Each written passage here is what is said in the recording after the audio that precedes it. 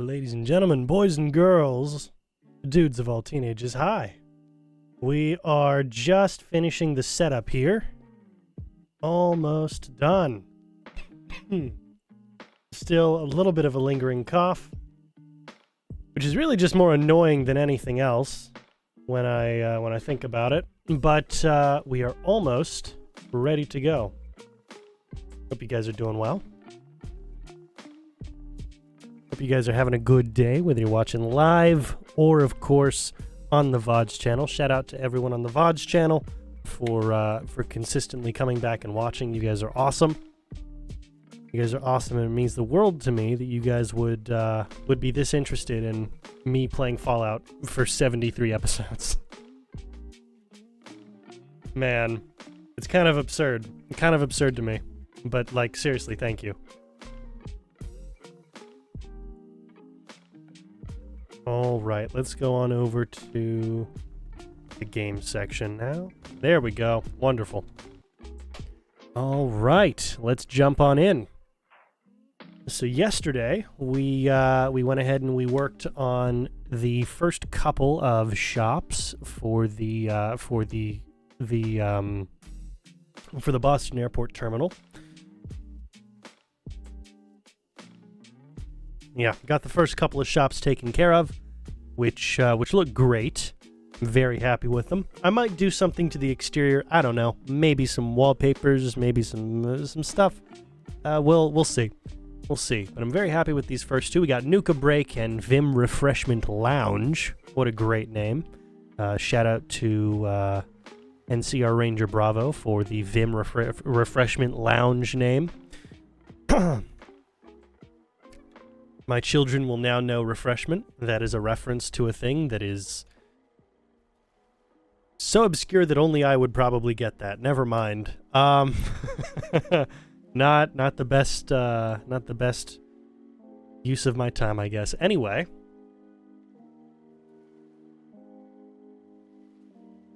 very, very happy with the way all that came out.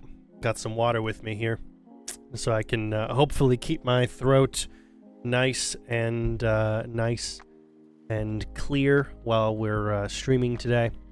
Got a few more shops. We got two trader shops. We've got armor and clothing, something like that.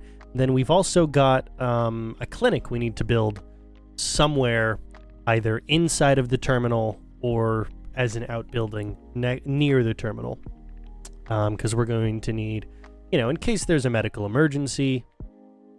It's always nice to have that kind of stuff around. Also, we put up all these consoles in the back, sort of reminiscent of monitors you would find in airport terminals to let you know, hey, here's how your travel plans have changed, or here's the gate you need to go to, all that kind of stuff.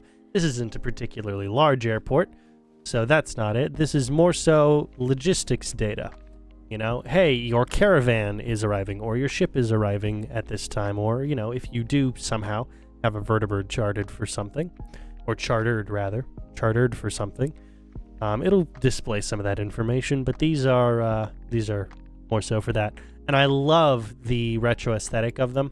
I like that the idea is that you have to look at the light colors to tell you what's going on instead of just names and basic data like we would use today.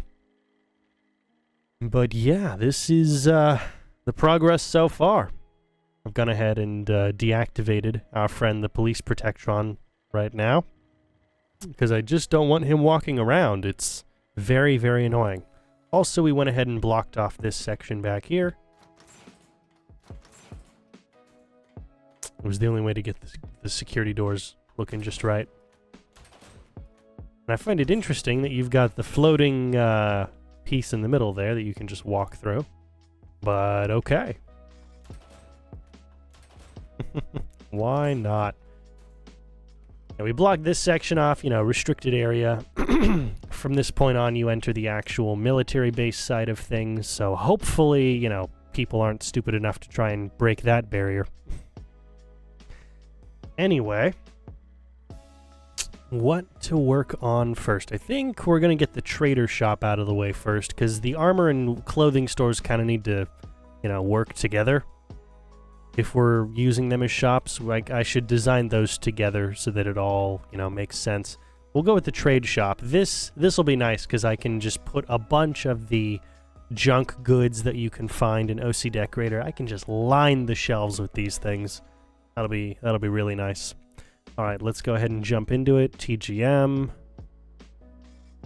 Hold down V and then wait for like 30 seconds.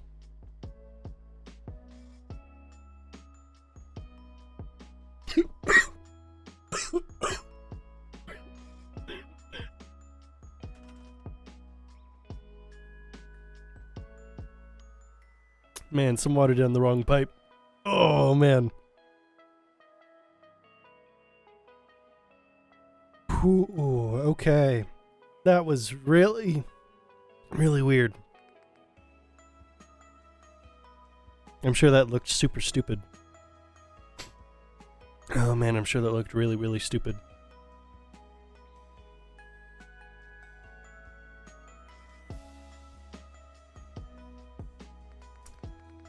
Ooh, okay. Oh, man. So, ooh. 1 second.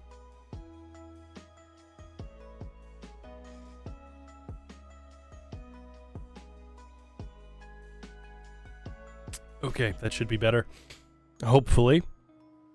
Oh, geez. Anyway, what I was trying to say. So, the way we're going to start this is we're going to put up some shelves. We're going to use the wider shelves, the grocery store shelves, which would be furniture shelves, business. These ones. These long ones. Because they can be the exact length I need them to for the space that we've got here. Like so close. There we go. See? I'm using those.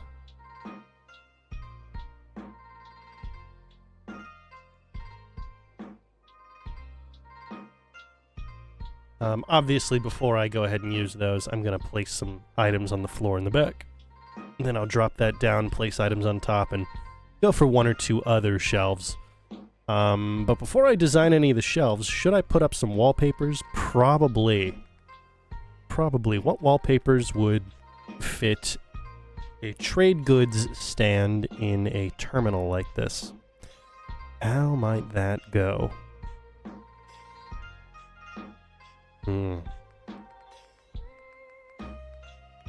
Let's see here. What wallpapers? We can use just the generic shared interior ones, which is nice. Because we got no windows to place. That's what I really do like about this terminal. No windows to place anywhere. Ugh, so helpful. Although, you know, I should probably put like a ticket booth or something together.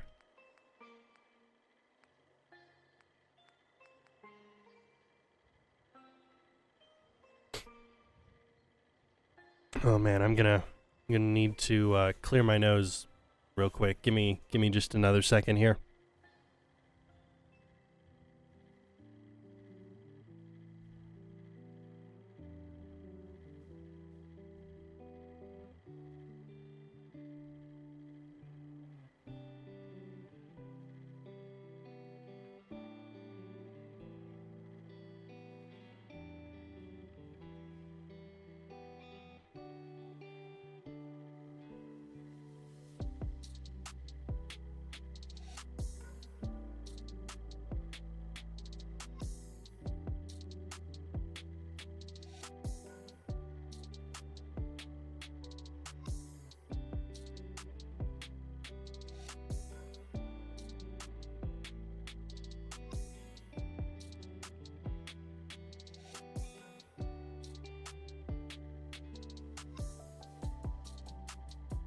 There we go. Sorry. It's gonna be like this for probably a few more days here. As I continue to get over this. Alright. I'm thinking one of these home wallpapers, maybe.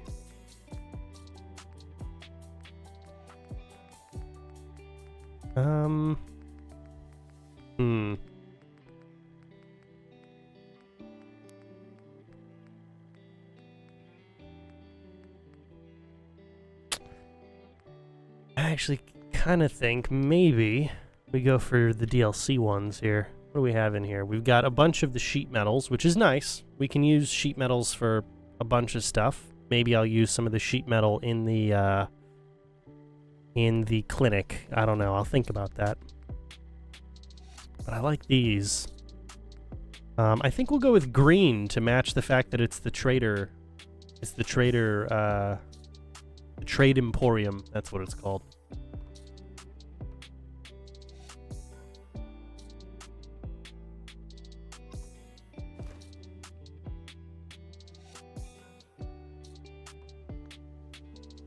Yeah, we'll use green. Awesome.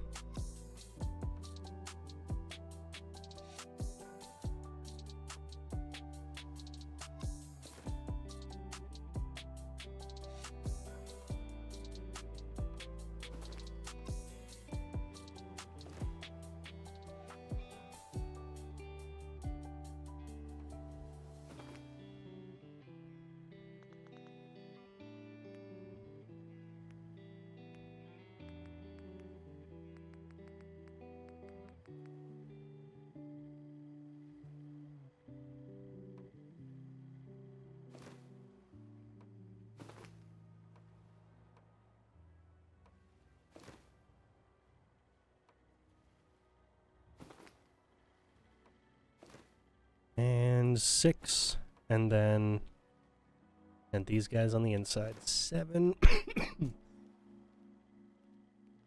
Man, sorry, I tried to catch that cough. I guess I didn't.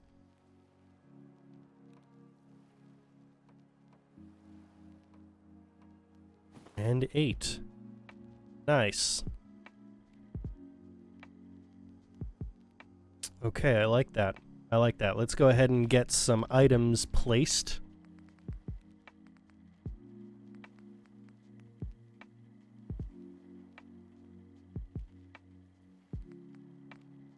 I'm gonna go workshop, components, was it components and parts? Yes, okay. We're gonna place some fertilizer and concrete powder.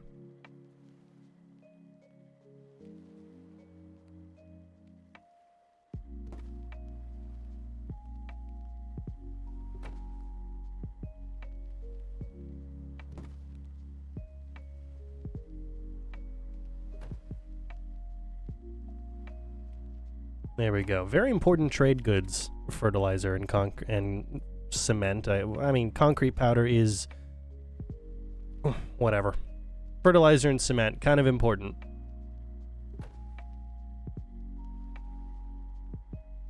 I guess they are different things. Cement is the binding agent that creates concrete, right? Essentially. No, that doesn't sound exactly right. I I used to know these things. I used to know these things when I was in when I was schooled to become an architect. I used to have all these things down to like a science when I spoke about them.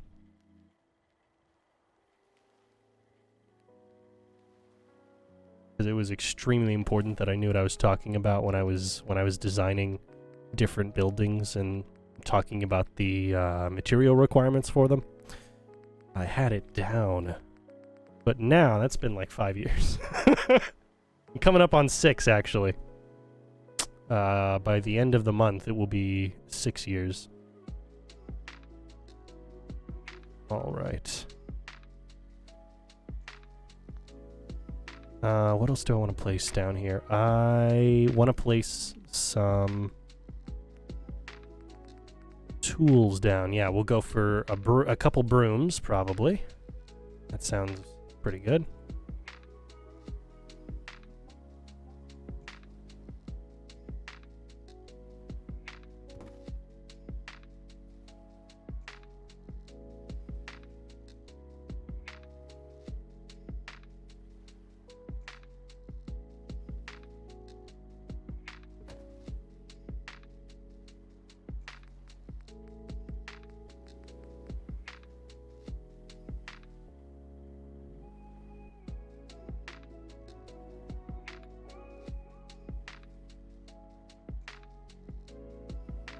Over here we'll place a couple hose, if we can.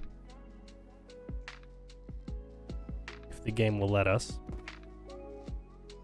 I guess I gotta go like this.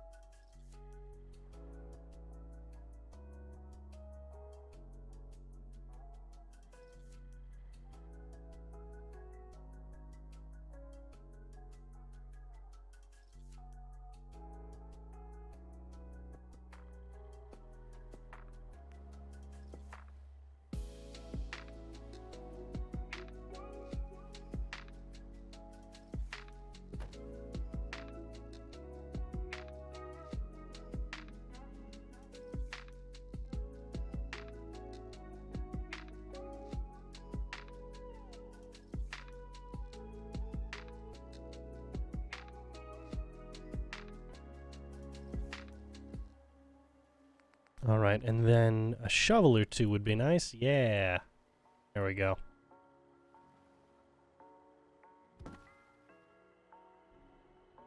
course, I'll place probably very similar objects in the second set over there, but we'll get to that later.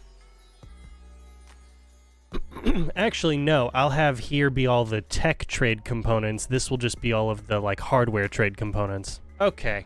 That's great. That helps. That helps to actually separate all these things. This helps.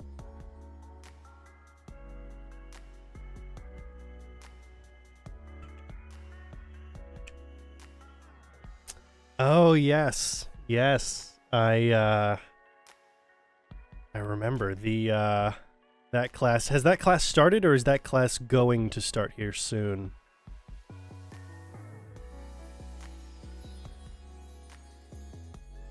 The ancient course you're talking about.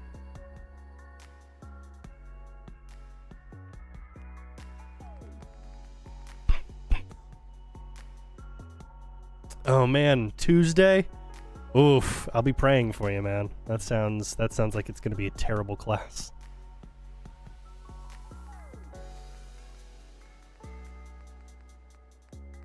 Yeah, if you can send me the professor's name, like the whatever the written form of their name is, it will be that will be helpful. I'll probably be able to let you know at that point. You know, I'll research it.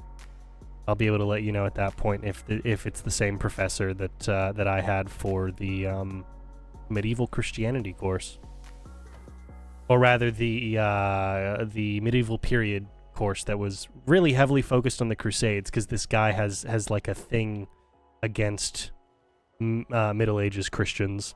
It's really weird. Weird course, weirder dude. You know how it is.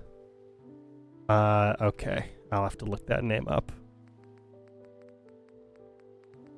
I did receive it. I'll have to look it up. We'll do that later.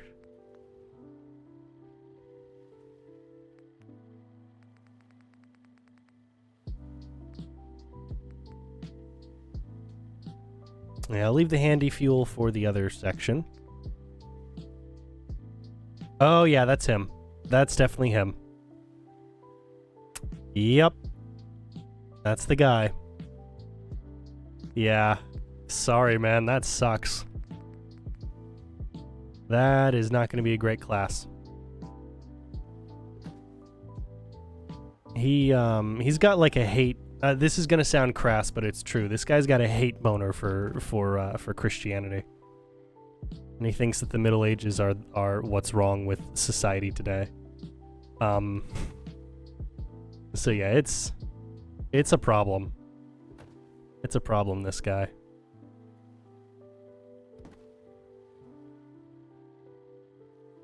Yeah, it's not gonna be great.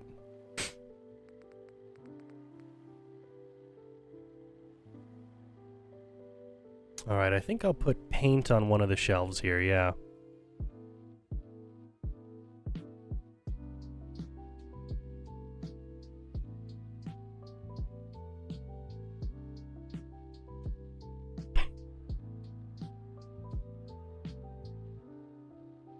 My advice, because I know you're going to be open to actually changing his mind, or at least refuting some of the things that he says. If you're going to refute something he says, just the normal advice, make sure that you have references to pull. Ideally, you would have physical references to show, so like if you need to print out something or you need to go ahead and reference a book or whatever, make sure you have it on hand so that he can't just say, well, I need to see whatever the thing to hear what you have to say. You can literally just show him. That's one of the things I like doing when I had to deal with difficult professors who were dogmatically preaching about something that they didn't actually care about the accuracy of. What I would do is I would I would actually have printed out refutations of what they were saying, so that they had to actually confront the ideas that I was positioning, and they couldn't just say, well, I'll have to look at that thing. I could just hand it to them. It's also a really, really nice, okay, bet. It's a classic turn the other cheek scenario in the biblical sense of the term, not the just be passive, but the biblical sense of the term, which means to challenge your opponent to treat you fairly. A really nice turn the other cheek, and to be able to go ahead and just hand them a copy of what they're arguing against.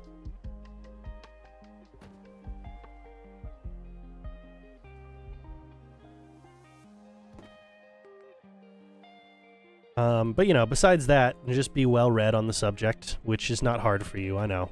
That's the easy portion. Just reading the material is the easy portion. And then if he does give you trouble specifically, if he does single you out, he did that to me. If he does end up singling you out, at the very least, make sure you give him an accurate teacher evaluation at the end of the semester. Don't sugarcoat it if it's not good.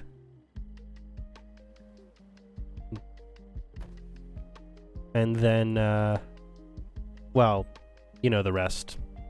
Speak to administration, all that kind of stuff.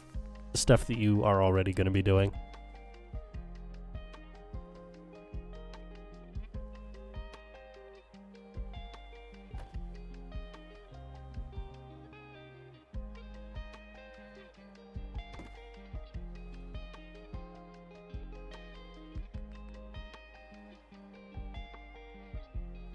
Any good books about the Saints that you should order that I have read? I have read certain writings of the Saints, but never full books, only because I haven't had the time to sit down and just absorb the completeness of what they're describing. But really, any of the collected writings. If you want to talk about Thomas Aquinas, the Summa Theologica is kind of his magnum opus, like his best or his most well-known work. So that's the first one to start. I can send you references for all these things. The Confessions of St. Augustine is an extremely important text. There's lots of great stuff out there. I'm sure I can find some things to send you. And then I know we have a friend who I'm sure you could get recommendations from in terms of works of the Saints. But specifically because you are entering into the SSPX Catholic stuff, I suggest the works of Thomas Aquinas, because the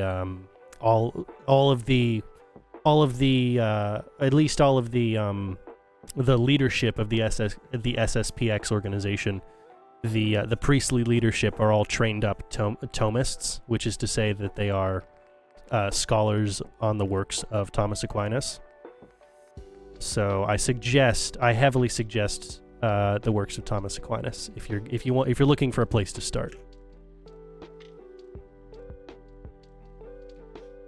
Just because that stuff will be the most directly applicable to the things that you're learning.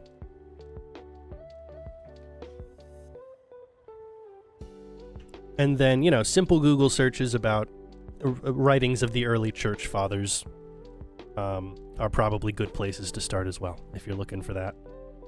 That's a good place to start. But no, there's lots of great stuff out there. Okay, I guess this way's probably the better way.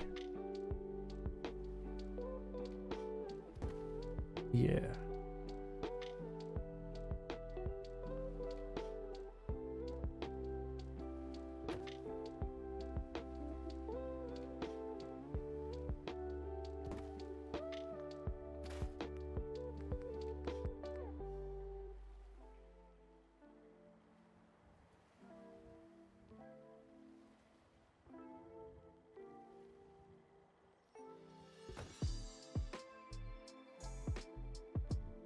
Yeah, we'll have that discussion tomorrow.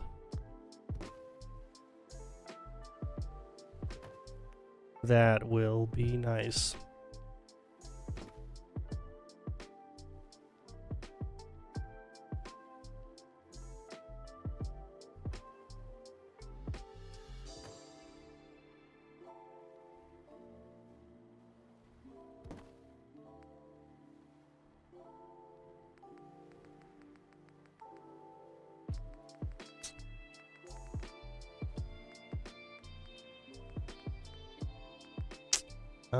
We'll go for...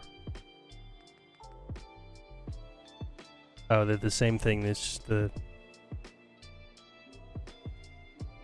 Like, they're the same size. It's just the texture of the metal. Okay, we'll go for these then.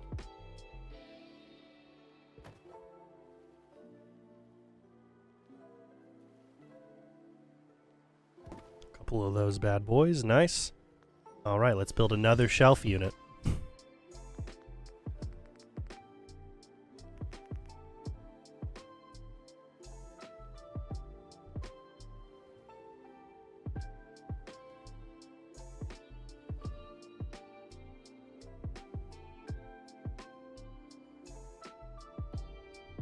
There we go. We want it at least rotated the right way.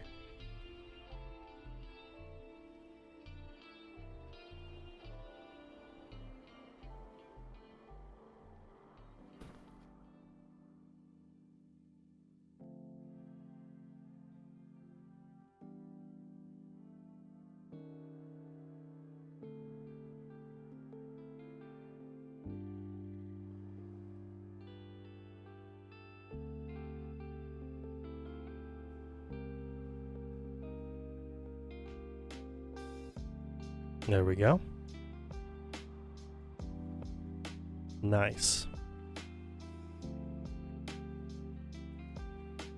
But yeah, I've got a couple of things to go ahead and discuss with you anyway when it comes to this stuff.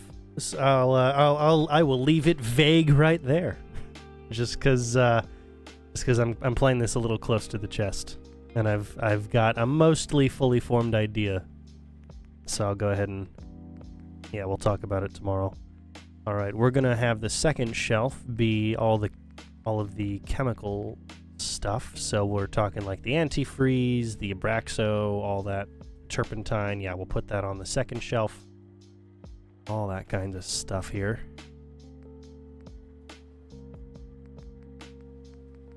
Now we'll start with the industrial grade.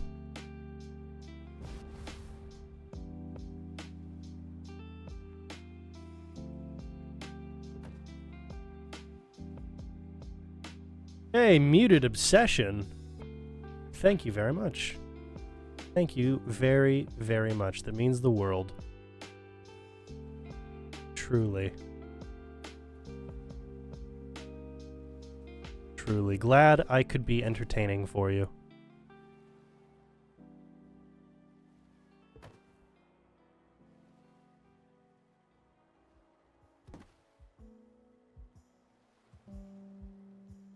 Good. Good. Yeah, you don't have to mod Fallout to break it. You don't need to mod it at all, really. Wonderful. Just like the founding Howards intended. Alright, then we'll go regular but undamaged Abraxo boxes, because I like the look of those so much more than the terrible looking Abraxo boxes.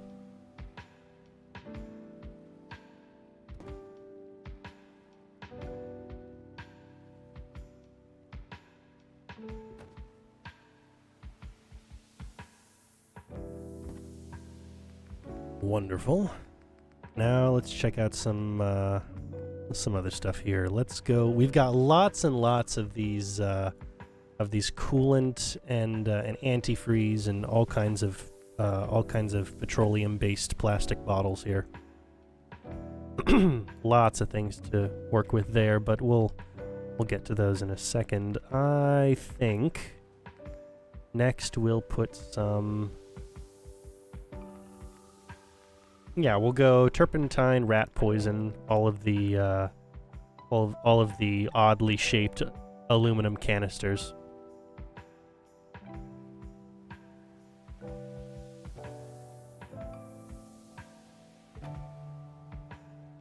Oh, well, thanks.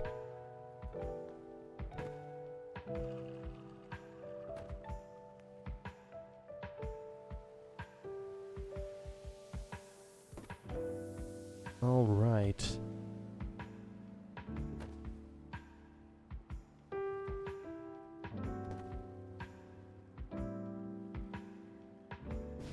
Yeah, we'll go with 4 of those, and then I'd like to get the rat poison stacked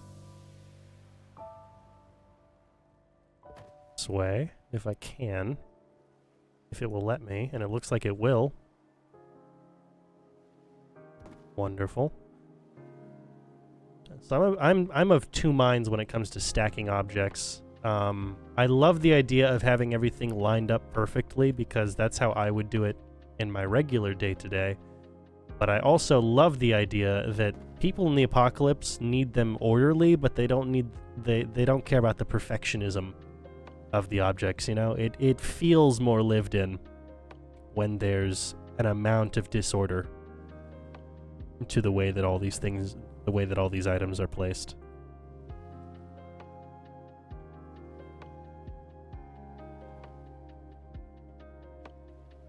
Alright, I guess we'll stack them this way then.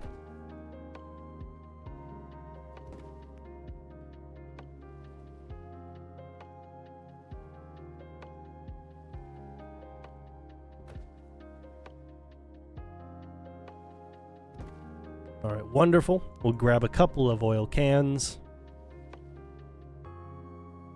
Nothing too crazy with these guys, just, you know, a few.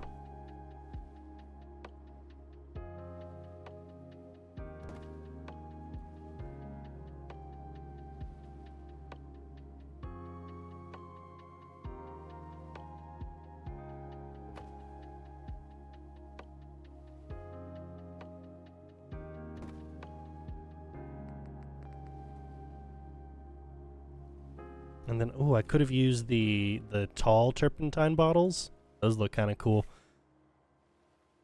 Those look really cool. I like the jumbo size turpentine. That's a great little bottle design.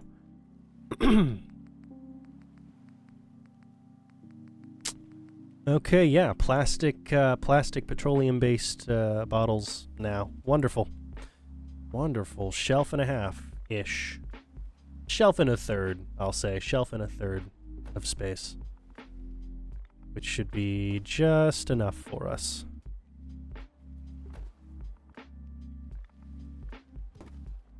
To grab what we need here.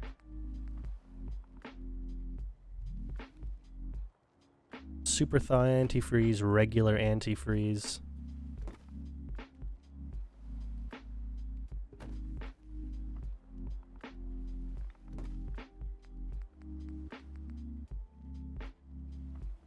Oh, that's nice.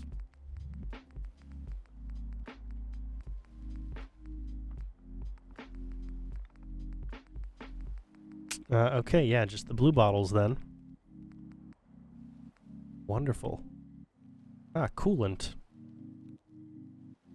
Actually, yeah, we should have more coolant than the other ones. If only because especially here at the Boston airport with the Pridwin. Coolant is probably going to be an extremely valuable object for the Brotherhood.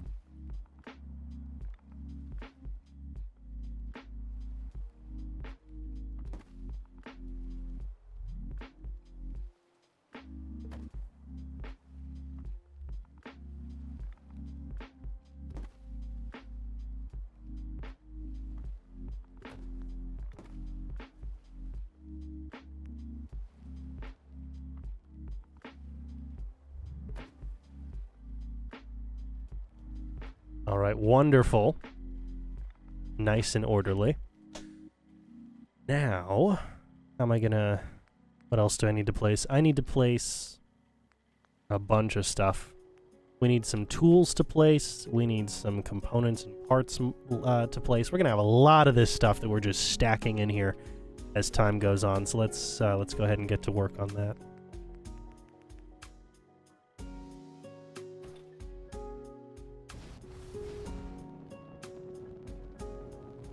All right, here's what I want to do with this shelf.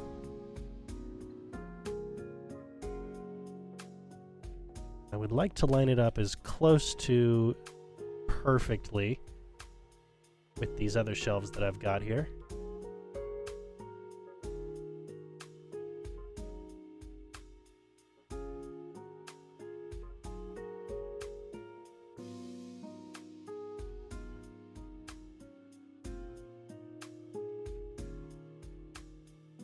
Wonderful.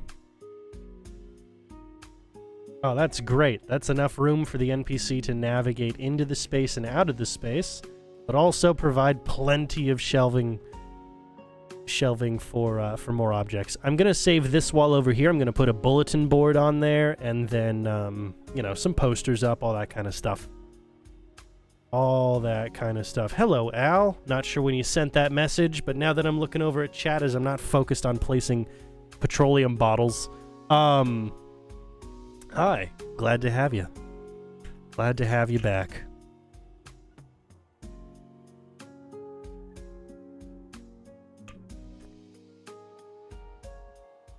All right.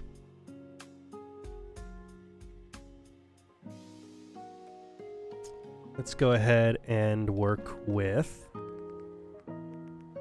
Yeah, we're gonna need tools and then components and parts for another shelf. Probably, yeah, I'll probably have a total of 4 shelves here that I'll combine into these nice L shelves.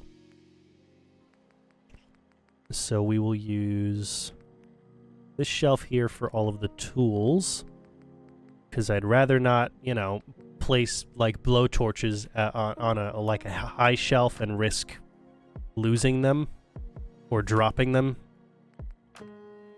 Or anything of the sort. Last thing you want is a hacksaw dropping on your head.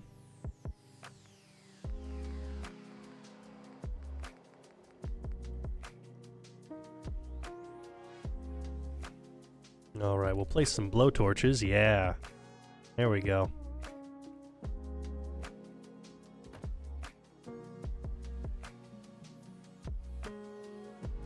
And we'll go for 3 of them.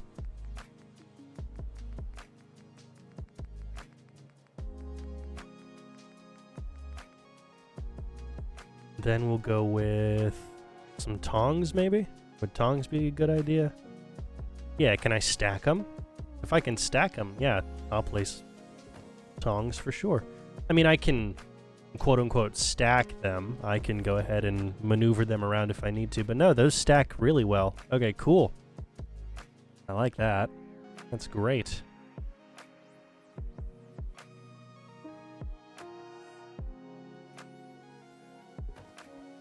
Will they get knocked over if you run into them? Probably, but I'm leaving them there like that. Definitely leaving them there like that.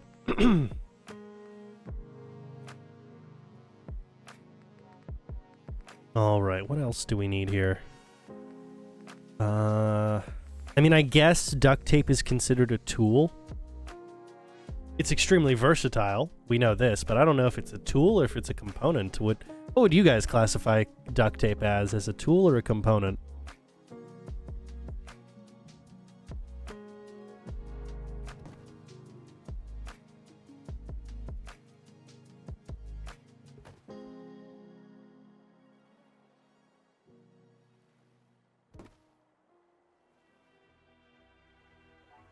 I'd say the same about glue because of adhesive properties, but I feel like glue.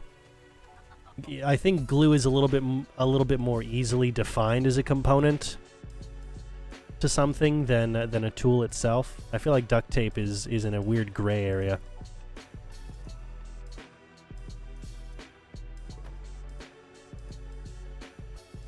Oh, that's fair. That's fair. Yeah, a Band-Aid is a tool, not a component. Okay, I see that. I see that.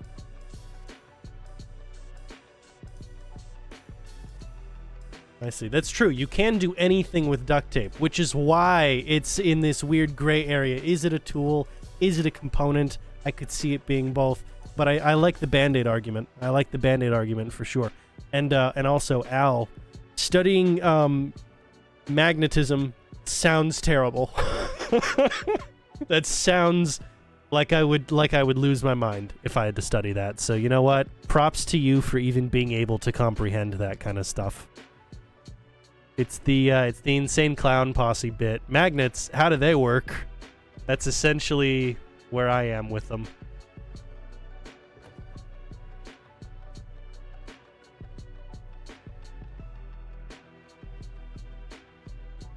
Well, thanks, Muted. That's very kind.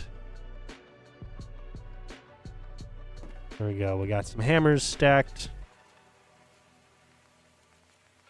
We'll go for the masonry hammers as well. I really like the masonry hammers. Honestly, when I think of a hammer, I think of masonry hammers most often. I don't really think of the ball peen hammers or like the standard, your standard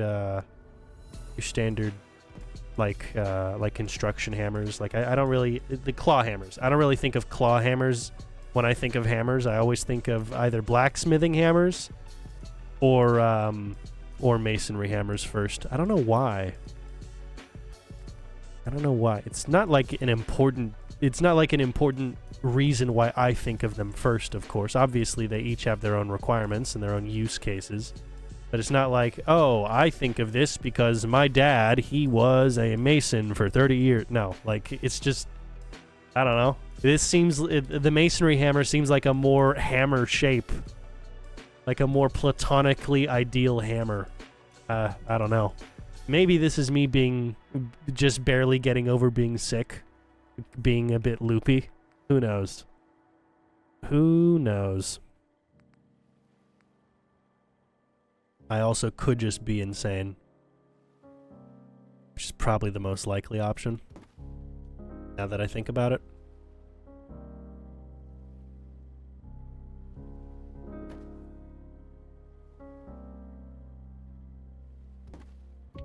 Alright, cool. Cool.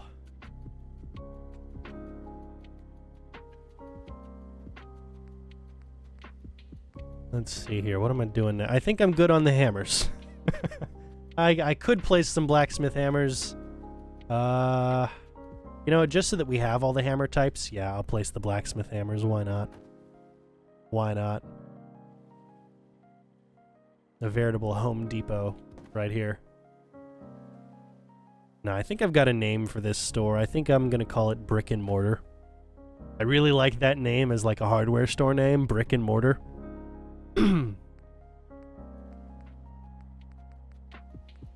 And then I'll need something for the store next to it, because that's going to be all the electronic components. I'm going to need a name for that, but we'll cross that bridge when we get there. We still got plenty of object placement to work on. I'll be 85-90% of the stream probably.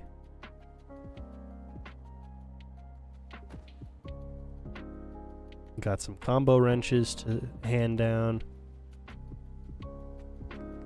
And then, where is it? Where's the other wrench? There we go, the adjustables. These are some pretty large combo and adjustable wrenches. What is the deal with these guys?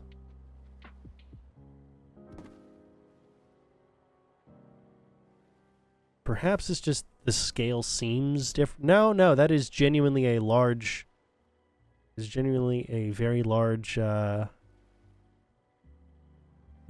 adjustable wrench. Like, I mean, just scaling it against even the claw hammer. It seems a bit oddly scaled, but... Or maybe it's that some of these hammers are smaller than they should be. Maybe that's what it is. Maybe the hammers look smaller. I don't know. But it is weird proportions here. Thank you, Todd Howard. Thank you very much. All right, we're definitely gonna use the bobby pins on the next layer up. What else do I want to place here on the tool section? Well, no, bobby pins are tools. They're not components. I'll put them in here. Yeah, we'll place them down here.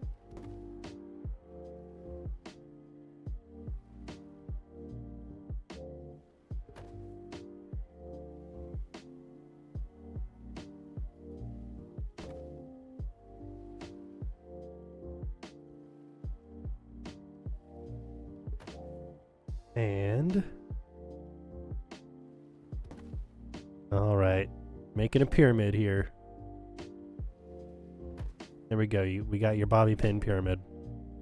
Wonderful. We already got some buckets over there. We made a bucket pyramid. Yeah, I guess I'll place some hacksaws down. I could see these being rather useful devices. Just don't want to place them on a high shelf.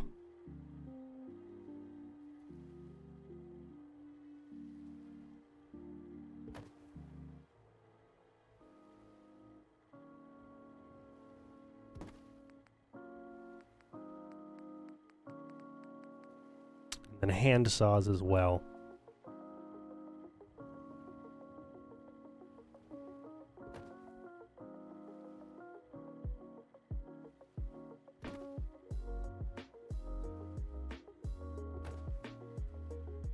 Nice. Obviously, we need some screwdrivers. So there we go. I'll finish off the shelf with some screwdrivers here. Which... yeah, I'll place a couple of you here. Or...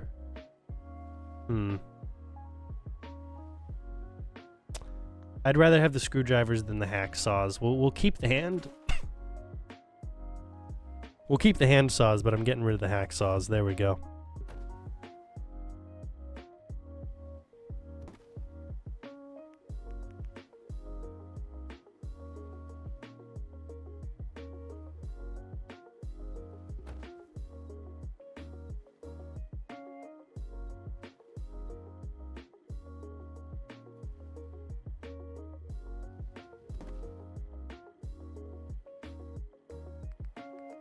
Wonderful. I'm definitely not placing one of these guys down. I mean, that's just... that's a bit absurd, right? Just a little bit.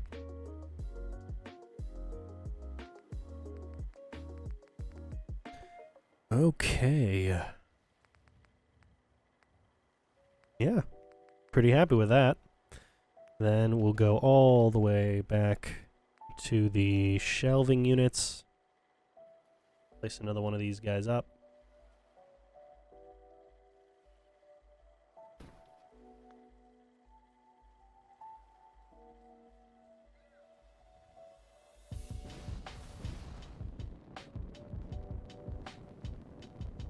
You can be moved over just a smidge.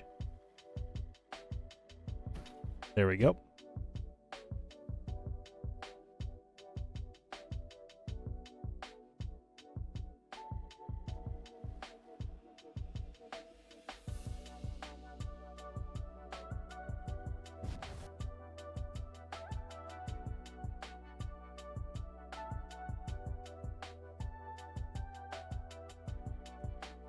Wonderful. Yeah, we'll place all of the component parts up here. Workshop components. Wonderful. All right, none of like the precious metals, you know. I'm not gonna place like gold or copper or anything of the sort, but we'll have all of the material components you need for objects. Yep, that is going over here near the super thaw antifreeze. Very smart idea. Let's put industrial grade acid next to antifreeze. I'm sure there will be no problems whatsoever.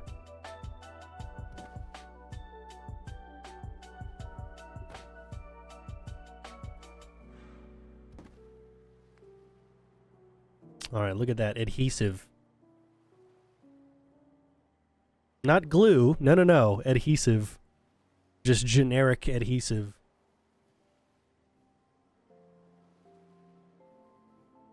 You gotta love it.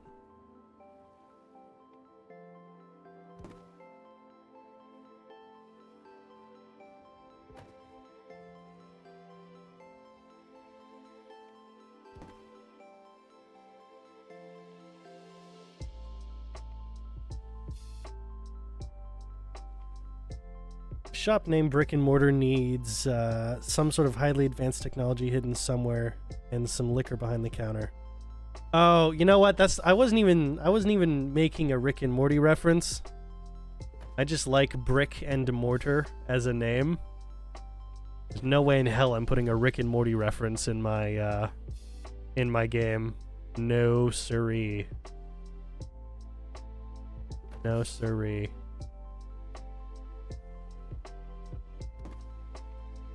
Never in a million years.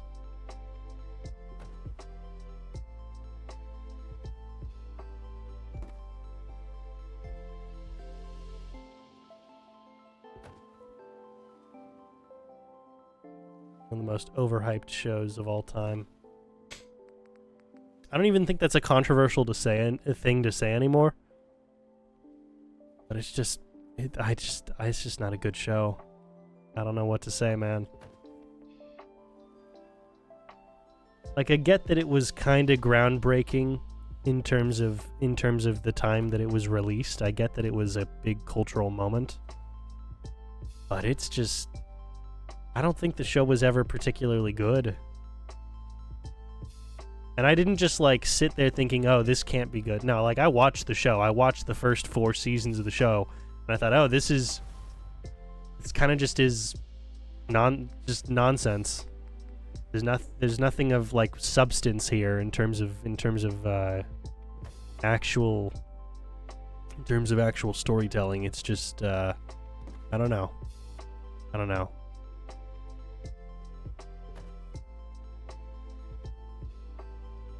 Nothing great.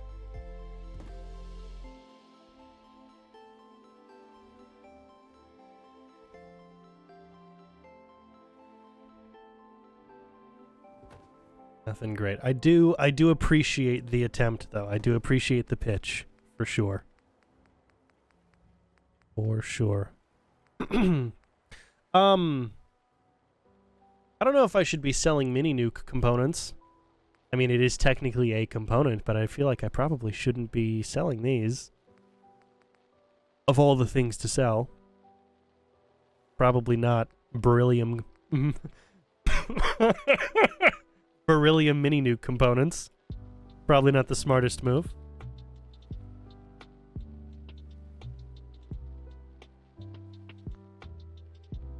I might have to whittle those down to 3 instead of 6 for each with all the different components I need to place. Alright, we'll do that.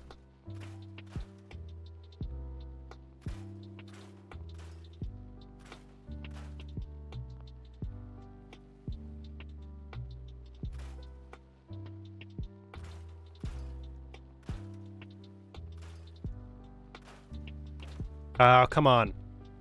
Seriously? Both of the shelves are gone now, too?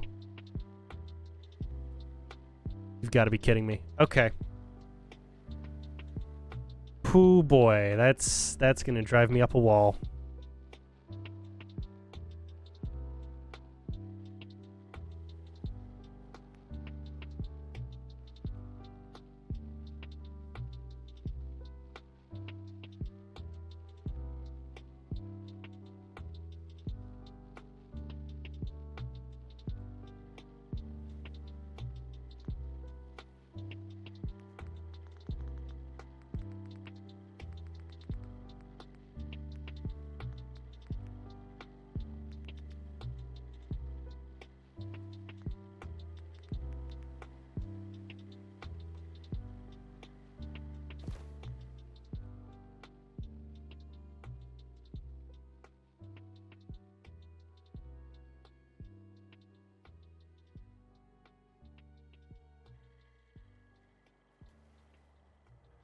Okay.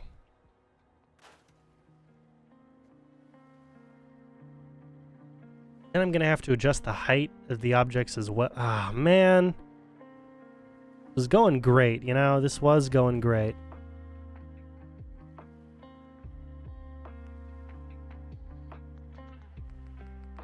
And to screw it up, you and your pride.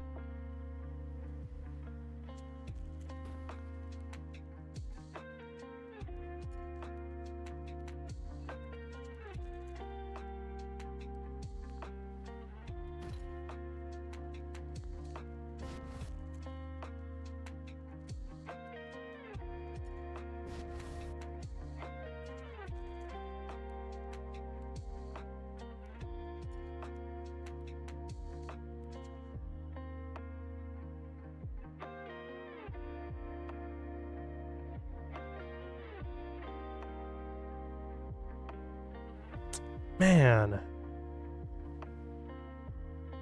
That really, really does bother me.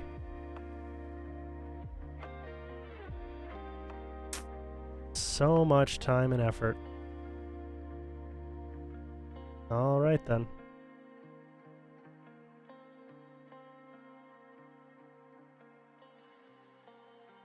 All right, looks like 5 units per object is what I need to raise them back up.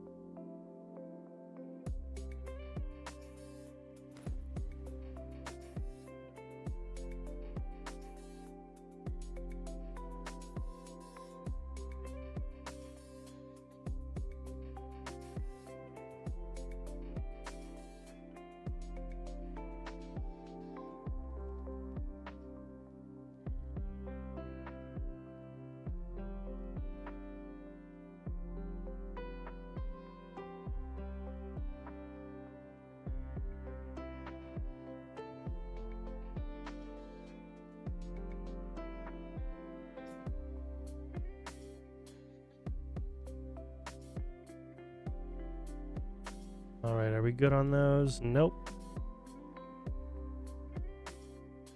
Gotta go all the way back and do this again. Wonderful.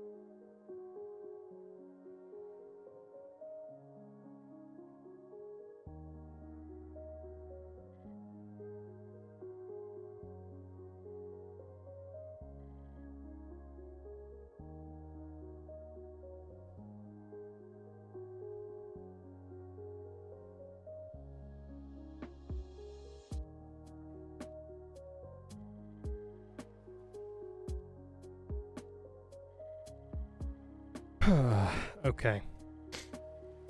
So 5 for these as well. Nope, not you. I didn't even click on you. You have a terrible hitbox.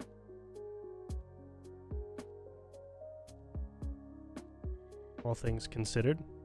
Truly a horrendous hitbox here. There we go.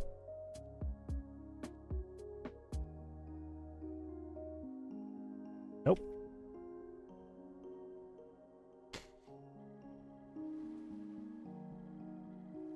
Ugh, okay.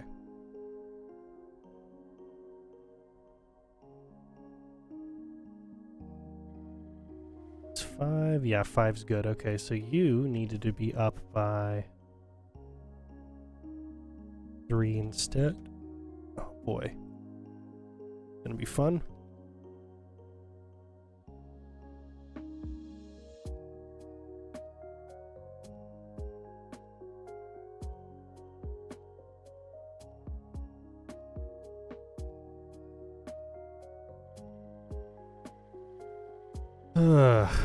Okay, and that's not perfect.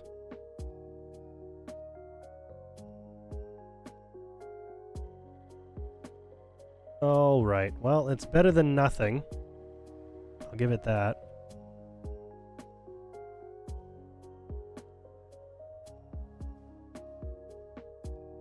It's still extremely annoying, but not as bad as it could have possibly been, I guess.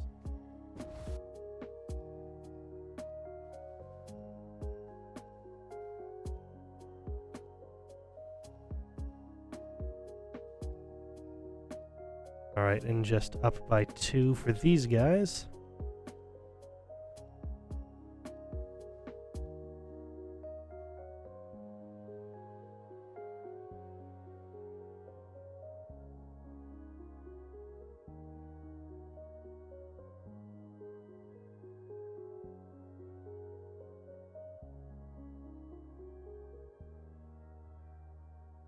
Ooh, okay.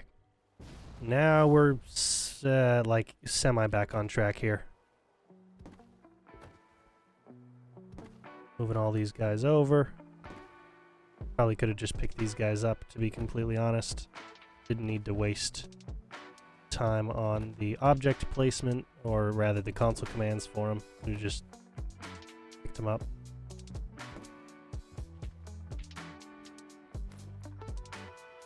That is forever going to be extremely annoying.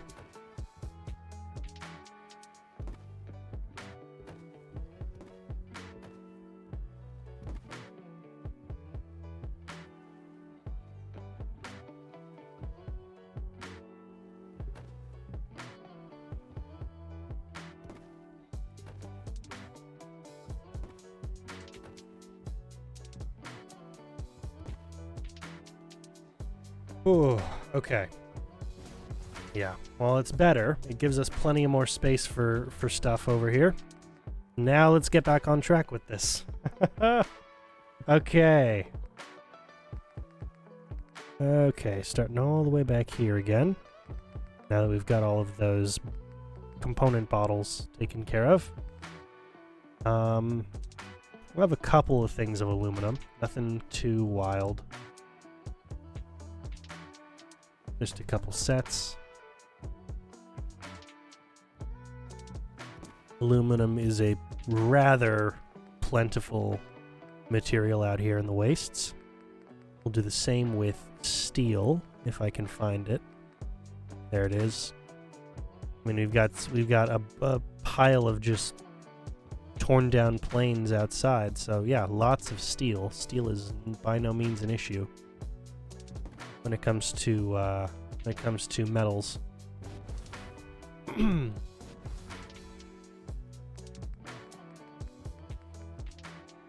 Now, like me, your first instinct is probably, well, you know, it would make sense for the planes to be made out of aluminum. Not in the future of the 1950s, where everything was still basically steel. Cars were steel in the 1950s.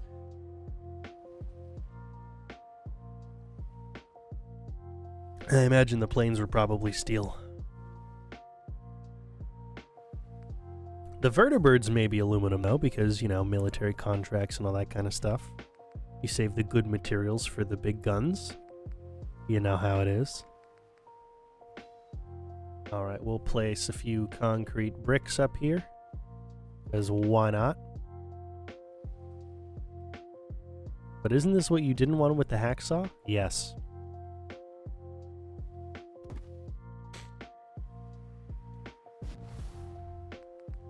Alright, a little bit of ceramic as well.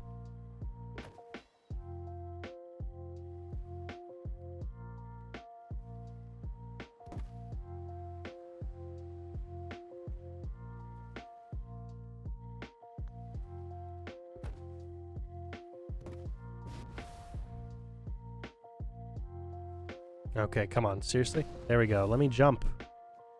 Let me actually jump. Oof.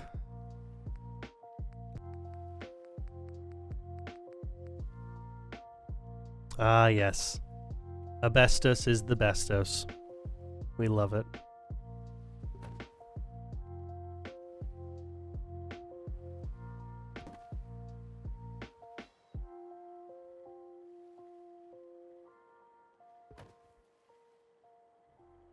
We'll go for a line of you, and then... probably not bone. Probably not going to just sell bone as a component.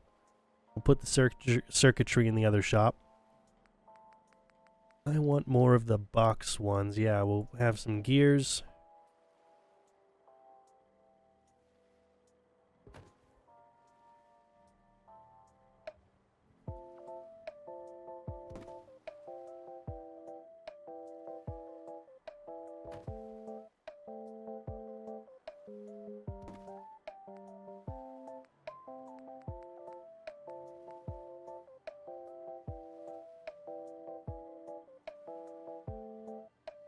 Got to put some screws up, of course.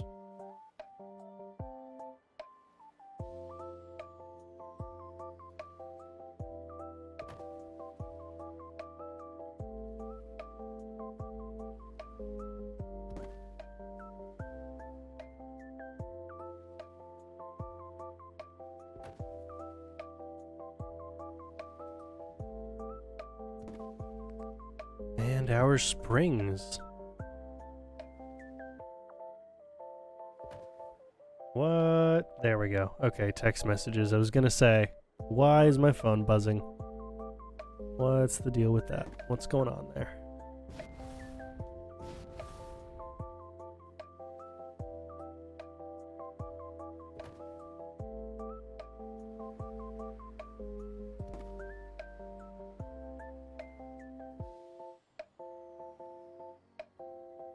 Kind of wild to me that it's only been an hour.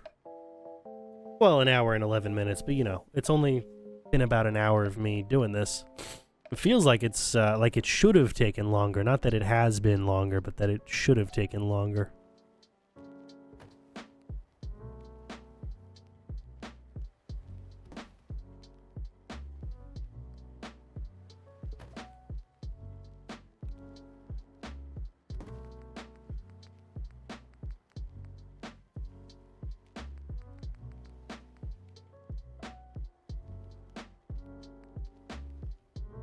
We'll have some fuses.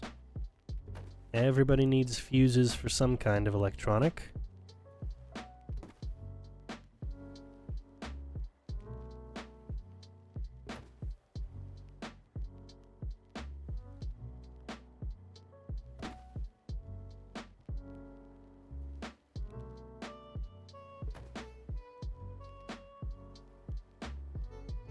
Wonderful. And then box of spare parts. Well, that sounds like it's just generic enough to work. Yeah. Okay, cool.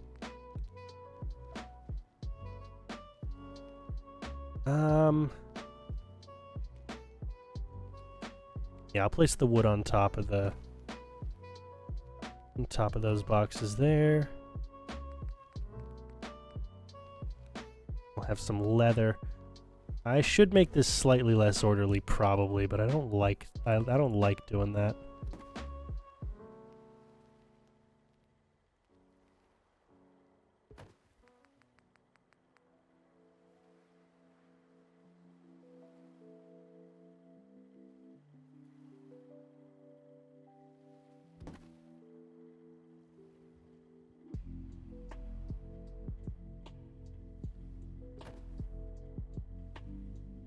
Got our fiber optics. We'll put our fiberglass in. Like to get the height just right if I can. Wonderful. Everything's really starting to get smushed here at the end, just a bit. But that's okay.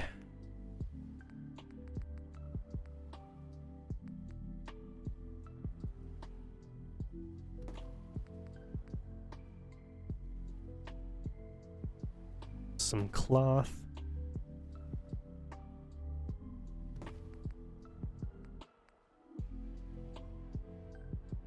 And ballistic fibers.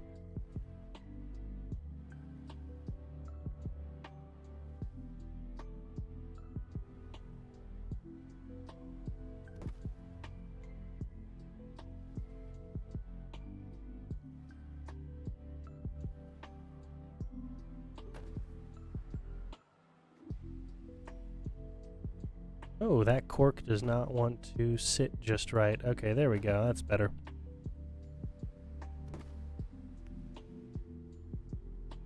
I think that'll be good for this section. Yeah. All right, cool. Oh, man, I love that. I love that. All right, Homemaker, decorations, miscellaneous interior. We're going for a cork board or a bulletin board.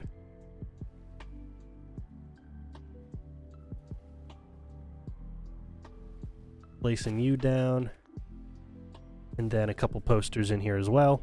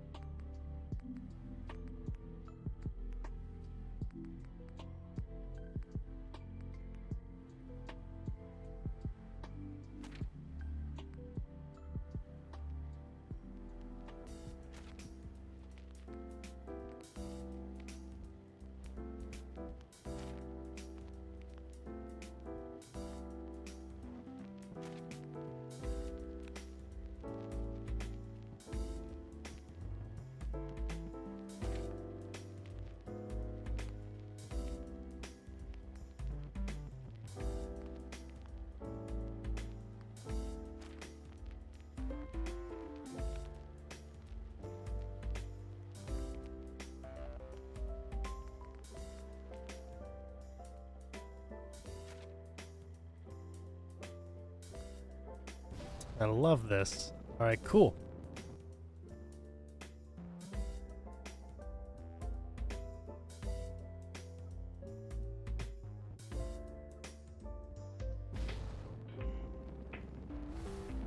Great.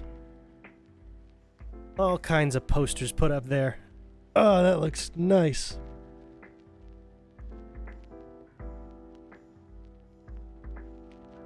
Looks very, very nice.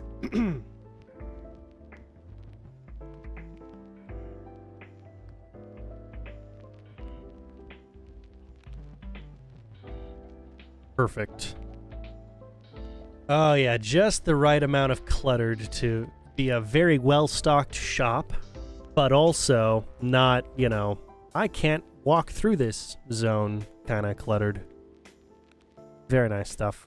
Very, very nice. All right, cool. Now, for the back half of our stream, we're going to work on the electronic components store here.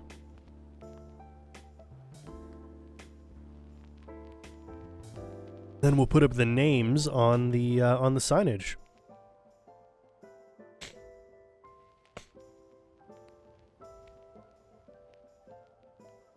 All right. I'm gonna need to go ahead and blow my nose here, just to clear up.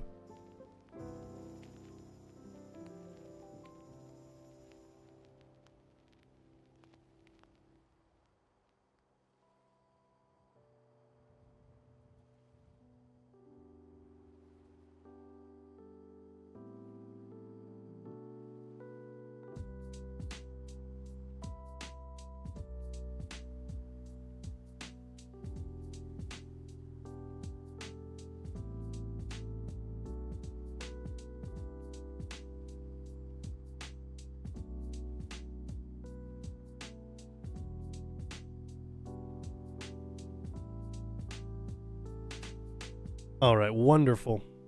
Now I can breathe again.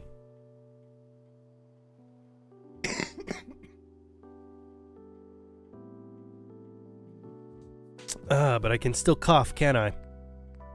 Ugh.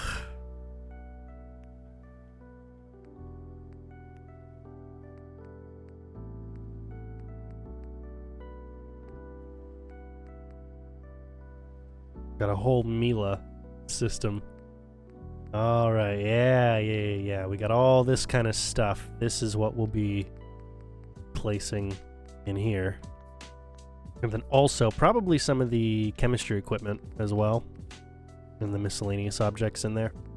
Well, none of the unidentified samples, of course. Or the tissue sample, but you know what I mean. You know what I'm going for.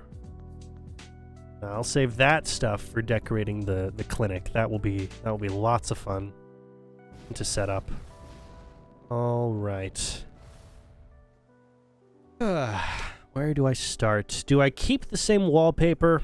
I like the green because it matches the color of the color associated with the trade stalls when you place any of the trade stalls.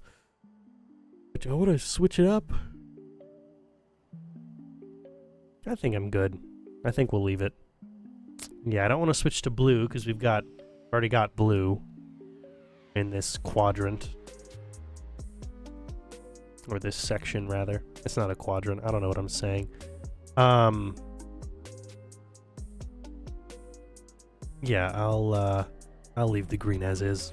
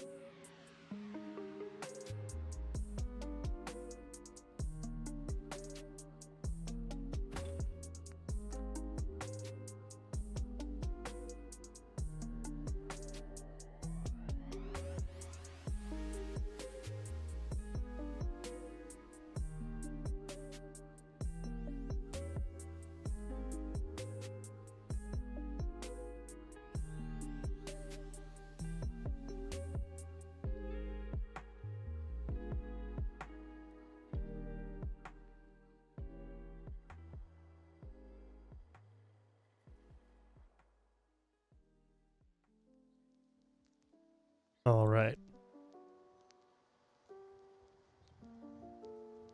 Yeah, that's about the right height for that. Okay, I'm going to increase this. No, not decrease, increase. There we go. I'm going to place you up there for now, while we place some objects here on the floor. Some of the heavier electronic components.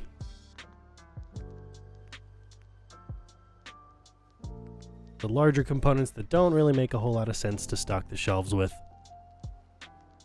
Like a reflex capacitor.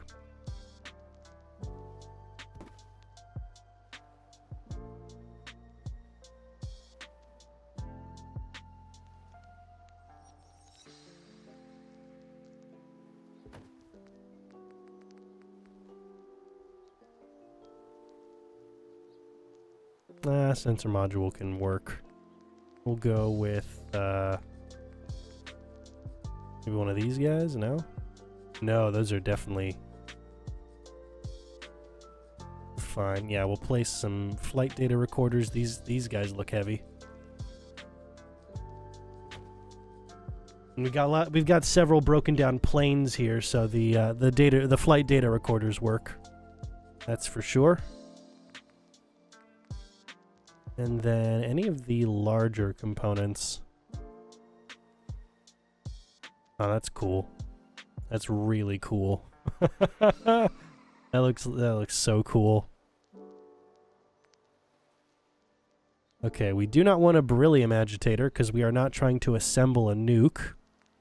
We're not trying to teach people how to assemble nukes either.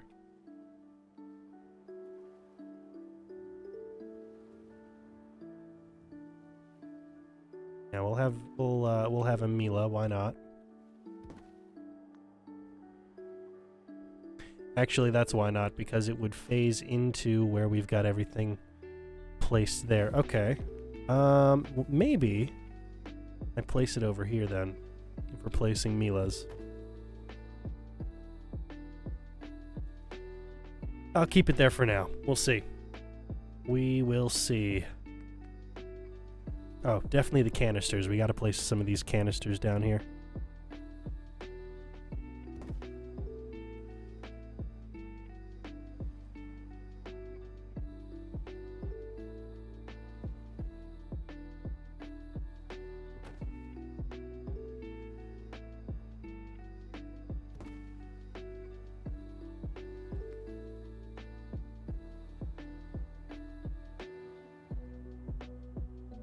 Oof. Excuse me if you heard that burp. Oh boy.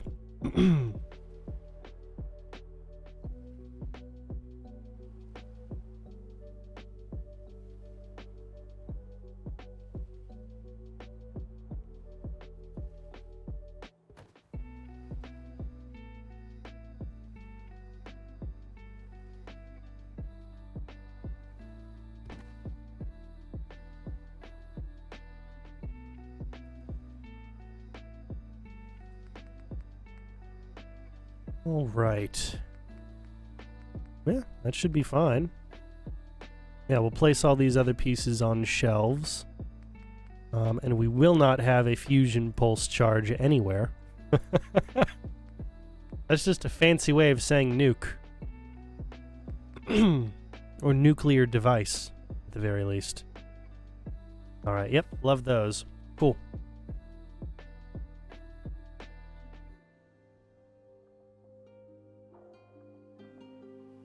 Ooh, you are just out of the way. That was kind of lucky. Okay. Well, that's fine. It works. Doesn't need to be in any closer. All right. Let's see here. We will start with some of these transmitters. I don't know what kind of transmitter it is, but it is a transmitter. It could literally mean anything, and I wouldn't know. It's just technobabble, really. We know this. We know it's just technobabble. It's like using the term quantum in a sci-fi movie, okay? It's not meant to describe a real thing. It's meant as just a quick way of saying something that sounds fancy. If you're really to get into the physics of it, there are really no sci-fi movies that do quantum properly. And that's by design. They don't necessarily need to. That's fine. That's called verisimilitude. As long as it feels like it's all, you know, like it's all in place, then that's good enough. It doesn't need to all be realistic if it all feels believable. Okay, this is just causing me trouble with placing objects as a whole. So I'm gonna move that Mila I'm gonna remove the Mila for now. Get back to Mila maybe some other time. I do not mean Mila Jovovich from the funny but not great Resident Evil movies.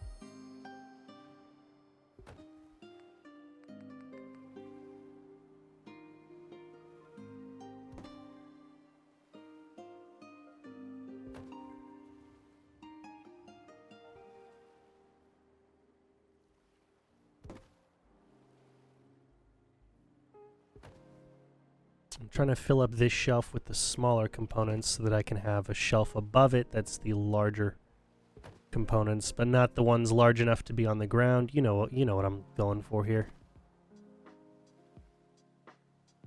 You guys are pretty intelligent.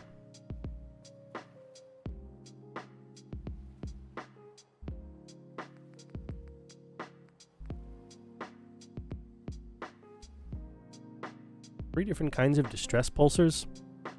What's up with that?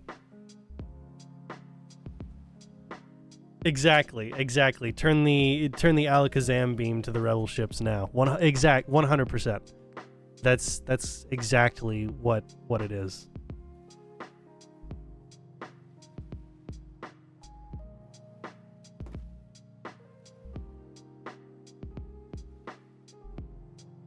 There's a pretty solid parody that could be made out of that.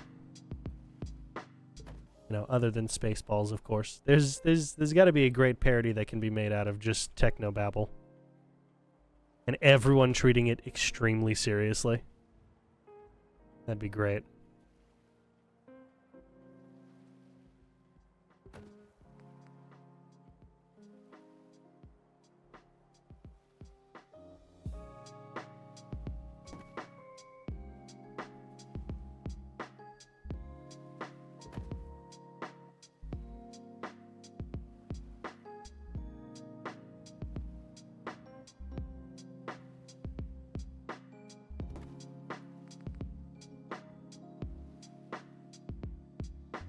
Ooh, yeah, that's a top shelf kind of guy.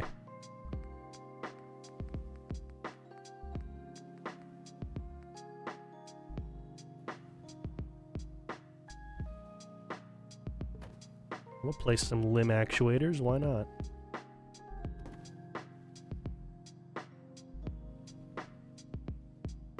If this stall doesn't end up having 4 shelves, that is not the end of the world. I can find plenty of other things to go ahead and place there. Ooh. That's an object. Let's look at that for a second while I drink some water.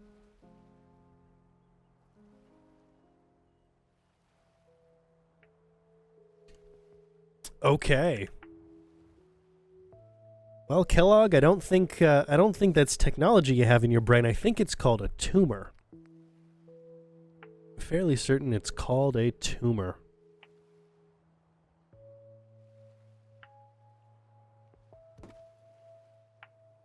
Of course, Arnold would have a response to that. I'm not talking Terminator stuff. I'm talking. Well, I mean, yeah, the Gen 1 synths do look a little bit like Terminators, but kind of like wimpy Terminators, you know? Like if a Terminator had a wife that had a boyfriend. Like if Destiny was a Terminator, that's what the Gen 1 synths kind of look like. I guess ex-wife now, but you know what I mean.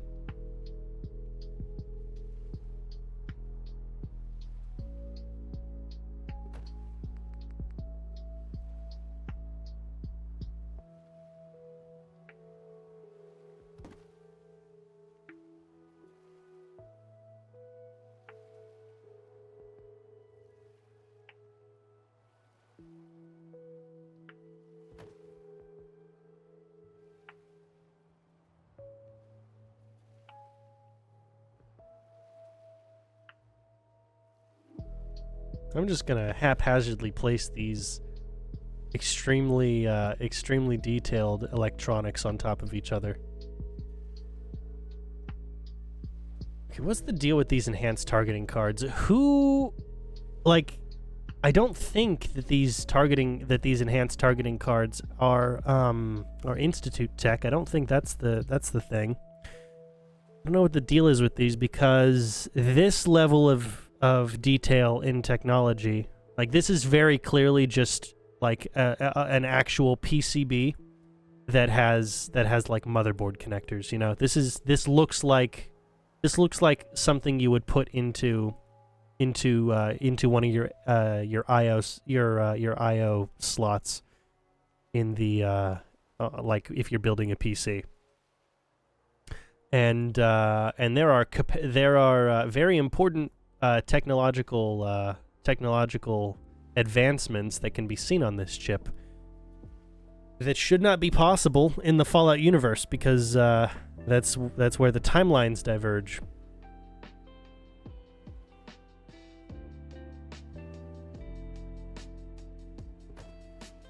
The Fallout timeline never invented the capacitor. And because they never invented the capacitor, they were not able to miniaturize electronics to this degree. So what are these doing here? What's up with this?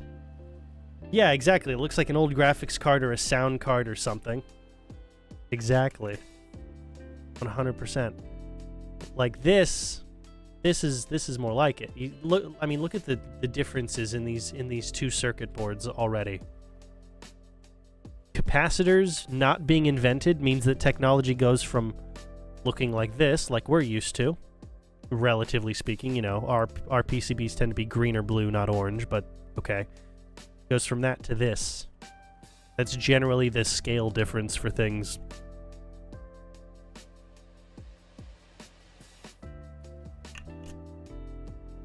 I don't know, it's weird. It's weird. It does not look like an Institute piece, other than, you know, ooh, the color orange, but that could mean anything. Could literally be anything at that point. And depending on, you know, how all of that is in universe, just recognizing it now, that could be in and of itself massively lore breaking with the world of Fallout. Just a component object, you know?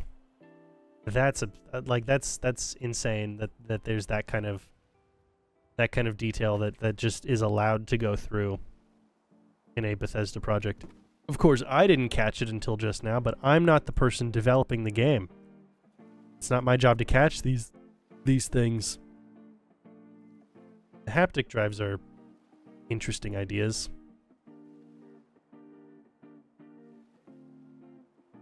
I don't really like them, but they're interesting. Like, okay, this reminds me of those ergonomic keyboards. You know what I'm talking about?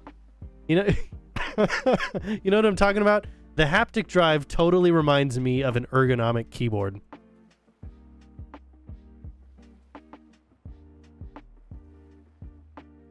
Like, I could totally see some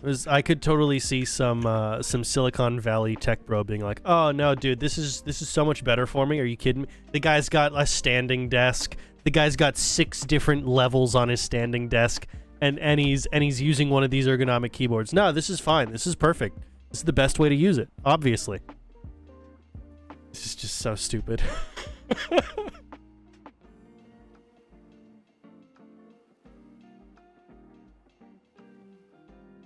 Again, technobabble, haptic drive. What? Like, I know what haptics are, and I know what a storage drive is. But are you telling me it's a storage drive that you can only interact with by using your hands? Does that make sense as like a way that technology moves? I don't think so. Also, let me look at this. What's the difference between the military grade circuit board and the Assaultron circuit board? Oh, look at that. Literally nothing. It's the exact same model. Oh, man. Oh, man. Good job, Bethesda. Good job. Great work. Oh, and those are floating? Wonderful. I'll just delete them then. I'll top shelf those.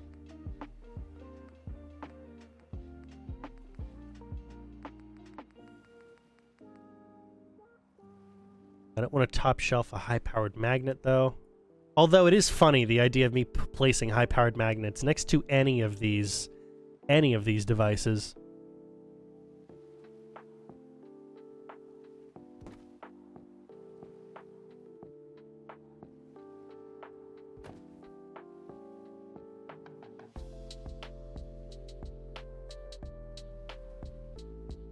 There we go. Just stacking magnets on top of each other. Yeah, that's what you do. That's a safe way. That's a smart way to go ahead and store them. That's the intelligent solution. Oh yeah. Absolutely. Absolutely.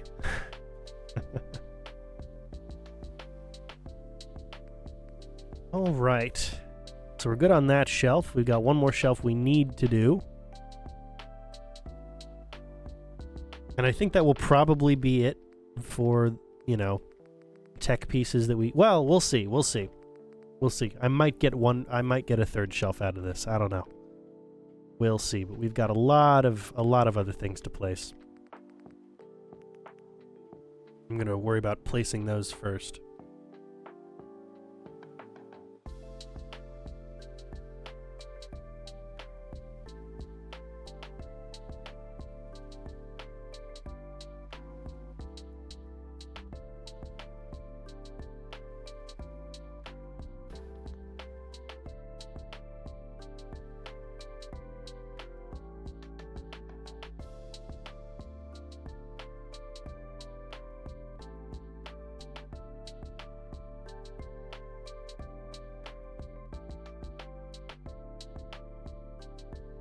Wonderful.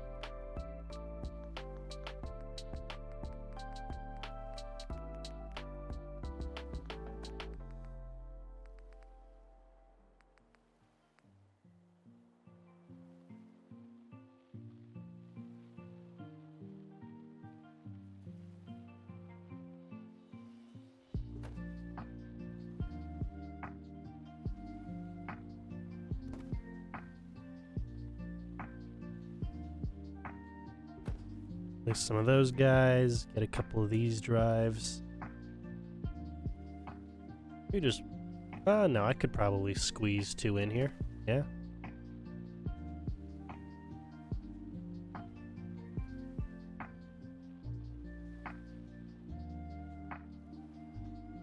No.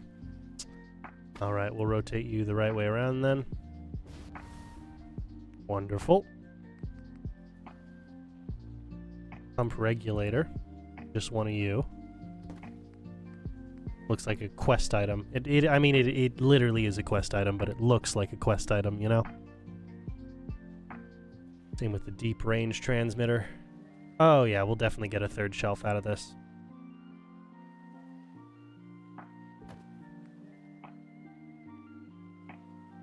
Couple of distress pulsers. This is a Brotherhood base after all. No, I don't want them turned on. Oh, okay. Inactive distress pulsar then. Why do you have 2 versions of an active distress pulsar? I don't know.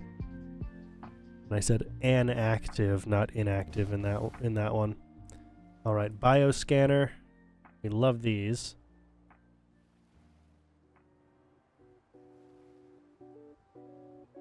Quest item for sure. This is bioscanners are necessary for the well, it's a quest item associated. I don't remember if it's an optional one or if it's a required one. It's a quest object. It's a quest object associated with the teleporter. Yeah, the teleporter.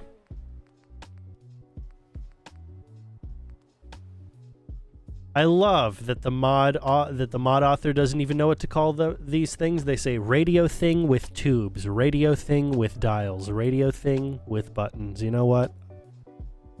Respect.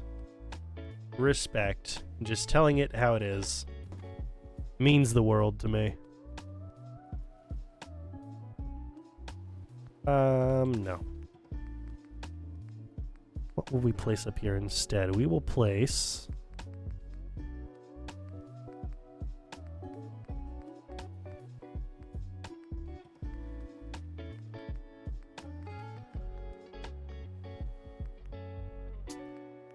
something from here.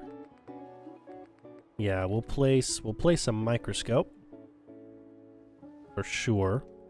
Then we'll place some of the Institute-looking objects, like the eye examiner.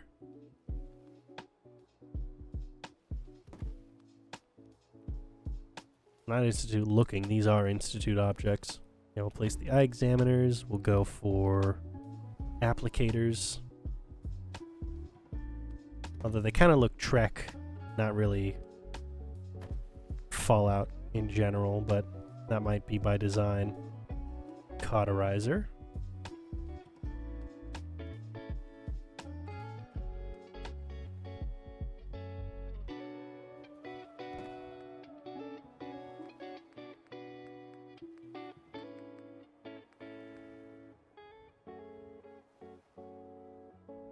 I don't know what the deal with the spanner is, but okay. Liquid nitrogen dispenser. Probably should be in the other section, but I'll just keep it there. All right, do I need a third or fourth shelf? Let's see. Do I need one?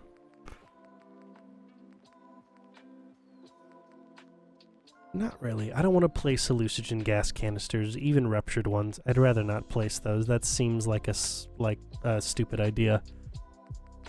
Yeah, okay. I mean, a lot of these, because it's in the medical field, a lot of this stuff will be placed in the clinic anyway, so I think we're good for that.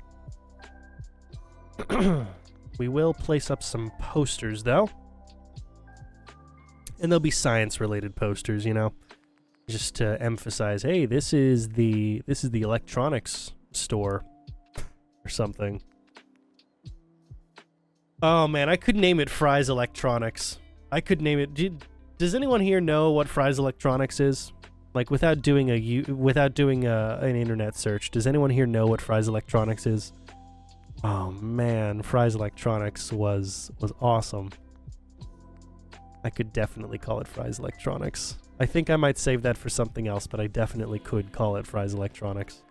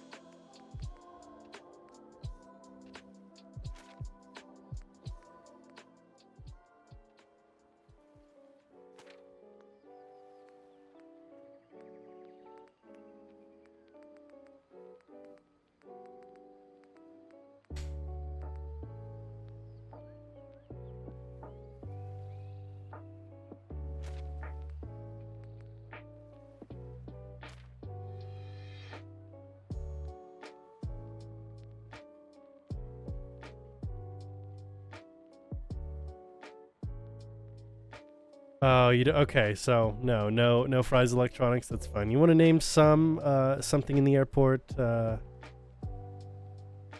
Santos Dumont area. All right, I'll look that up. But so Fry's Electronics was this. I made a video on this like 3 or 4 years ago. Made a video on this. It's on my main channel on YouTube. Fry's Electronics. I think it's the first video that's up there. It was the first. It was one of the first videos, like the first little mini doc videos that I put together.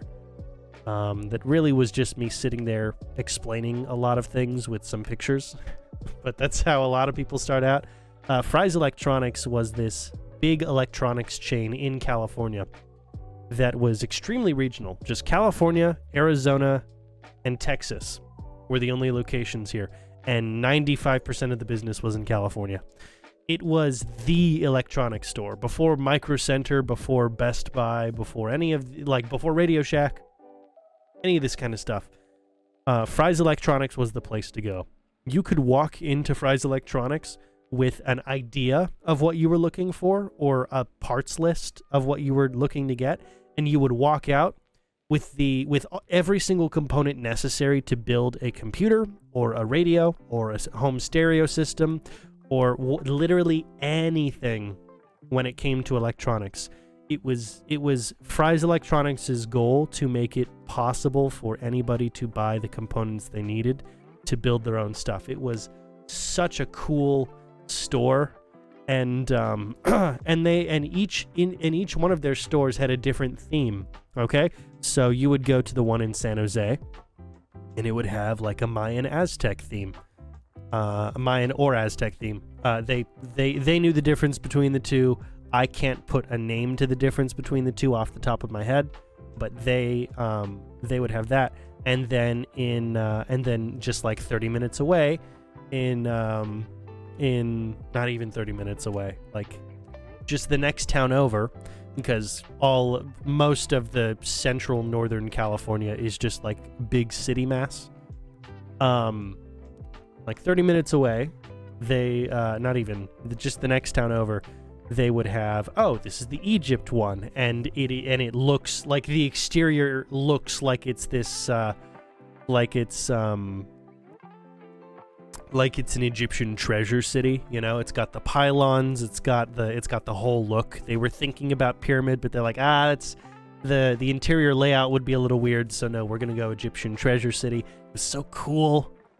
They hired ex Disney parks designers, Imagineers, they call them.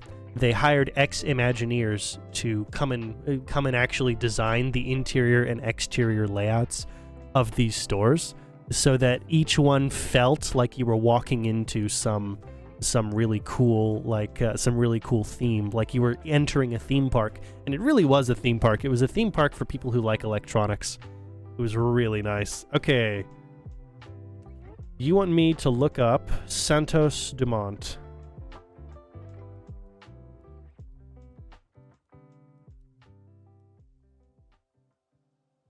Santos Dumont Airport.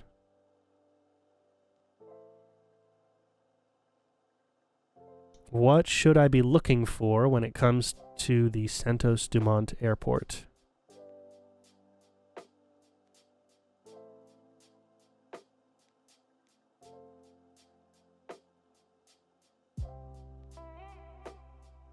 It does sound really cool. It's a great name. It's a great name. Am I supposed to look up the person Santos Dumont? Is that what I should do? Yes, I should. Okay. Looks like that's the idea. So Santos Dumont. Alberto Santos Dumont. Self-styled. Okay. Aeronaut, sportsman, inventor. Ooh, cool. Yeah, this guy sounds pretty awesome. Just with a cursory glance, this guy sounds like he's done some really cool stuff.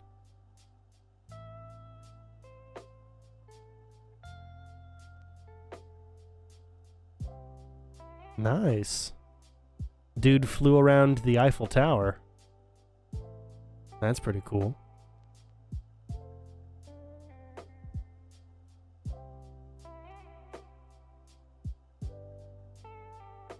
Very cool. Yeah, nice. That's really cool. I like it. Yeah, when I reread your message, I assumed it was the man, not the airport. But you know, just to be sure, the first thing that shows up when I look up Santos Dumont is the airport, so I'm like, okay. Probably the person then.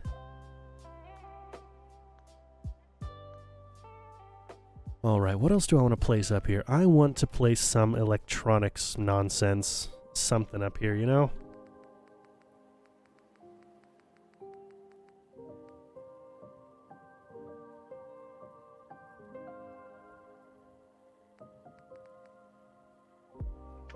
Yeah, we'll do something like this. It's like a demonstration piece, you know?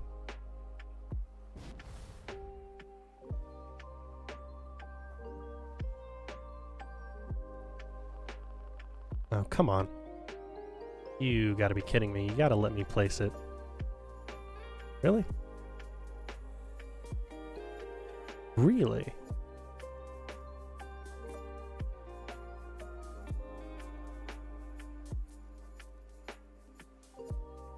It's so strange. Okay, well, I'll place you there and I'll move you into place.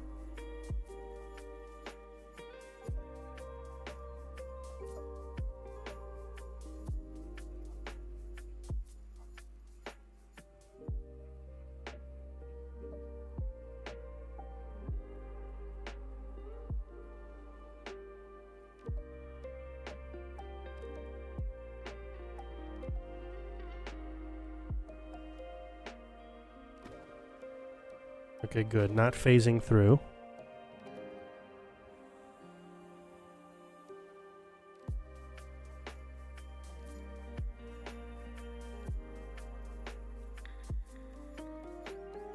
Wonderful. All right, I love that. I love the work I've done for both of these. We are just about 2 hours in. All right, first self-propelled plane. Considered the inventor of the plane in Brazil. He lived in your city. That's awesome. That's awesome. Yeah, I read a little bit about the dispute with the Wright brothers. I had always heard, you know, hey, you know, there is a dispute that whether or not the Wright brothers invented the plane. And I'm like, okay, well, that's interesting. But it's I did not know it was Santos Dumont. That's cool. That's cool.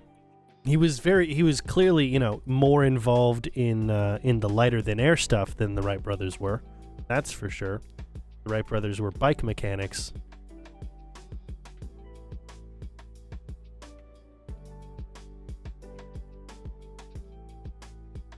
This guy, Santos Dumont, was very clearly, like, he very clearly had a better grasp of the mechanics of flight to start with. But I mean, I don't really have a position on who did what first. I think that really comes down to where you come from.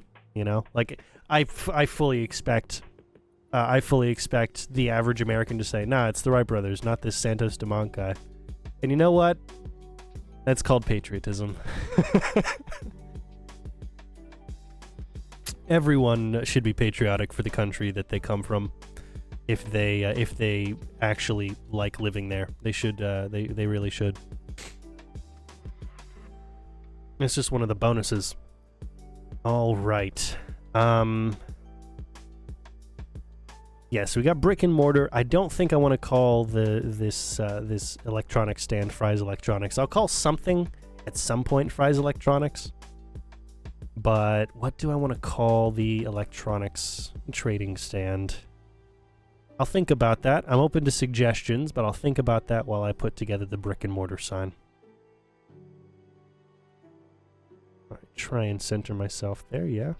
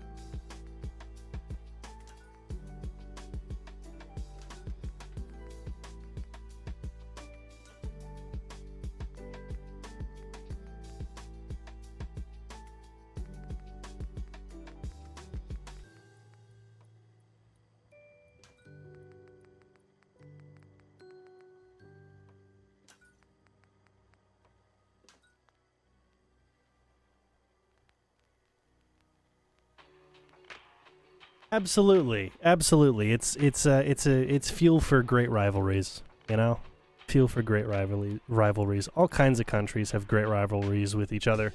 Some of them are funny. Some of the rivalries are funny. Some of them are, you know, very cultural.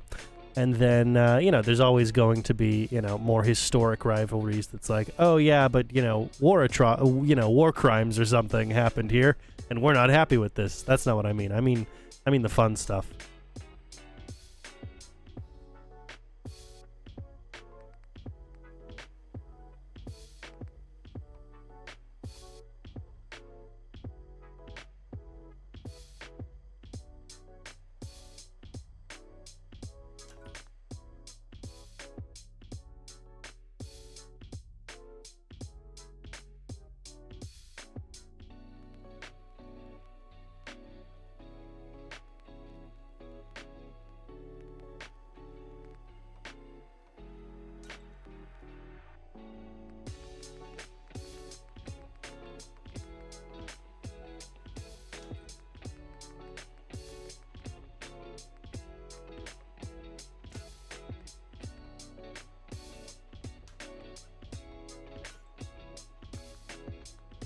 There we go. I love that. Alright, we got Nuka Break, Vim Refreshment, and Brick and Mortar. What in the world are we going to name this electronics store? What are we going to name it?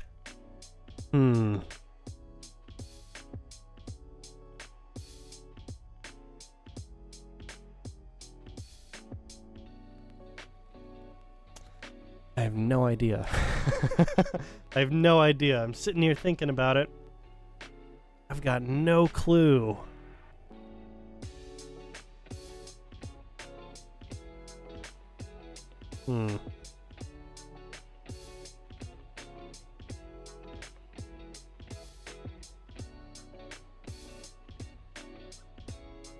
Yeah, that could be interesting. What about Sparkies? What about Sparkies? You know, it's not fries. No, it's not fries. It's a different name. Sparkies. Does that sound more like an electronics store or like a diner? What does that sound more like?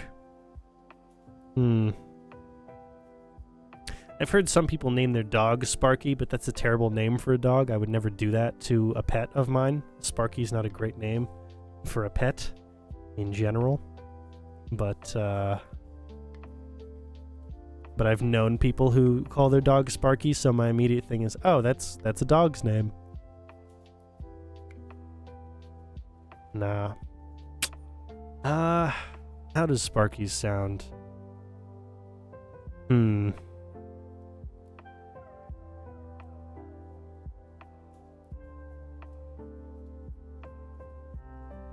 I don't know, man. I don't know. You know, if Ranger Bravo was here, he'd be able to come up with a great name on the spot. On the spot. We got Fourth Rail. We got Vim Refreshment Lounge. He'd be on top of this. It's his specialty.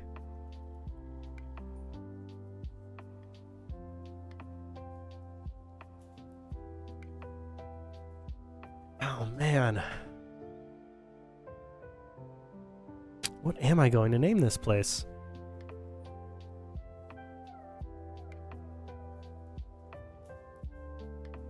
You know, Ampere's Current, I like that. I do like that. That is pretty solid.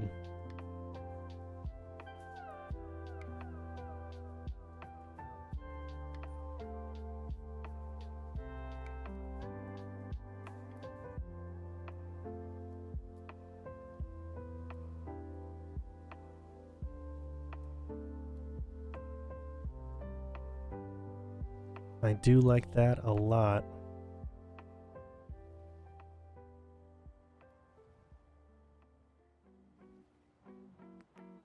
Alright, yeah, we'll go with that. Ampere's Current sounds great.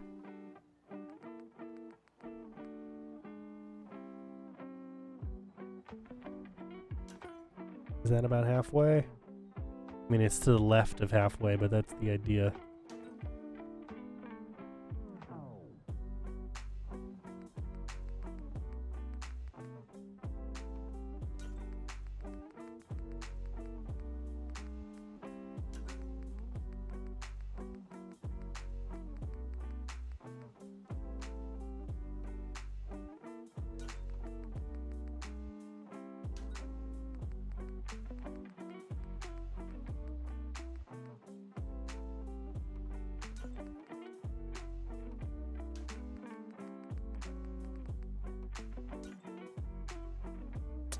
No, that needs to be centered for sure. Okay, we'll center it on the E then.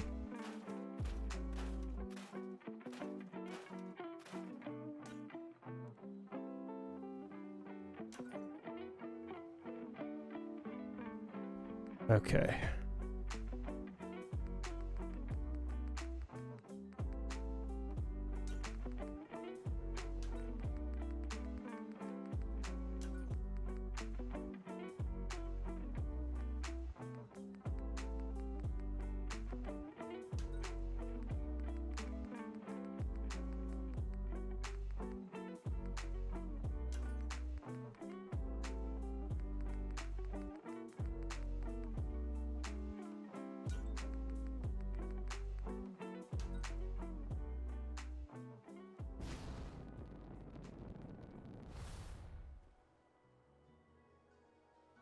Yeah, that's pretty center. Probably could go back left a little bit, but because we're not on the XY axis, I'm not going to worry about it. Not my biggest concern. Okay.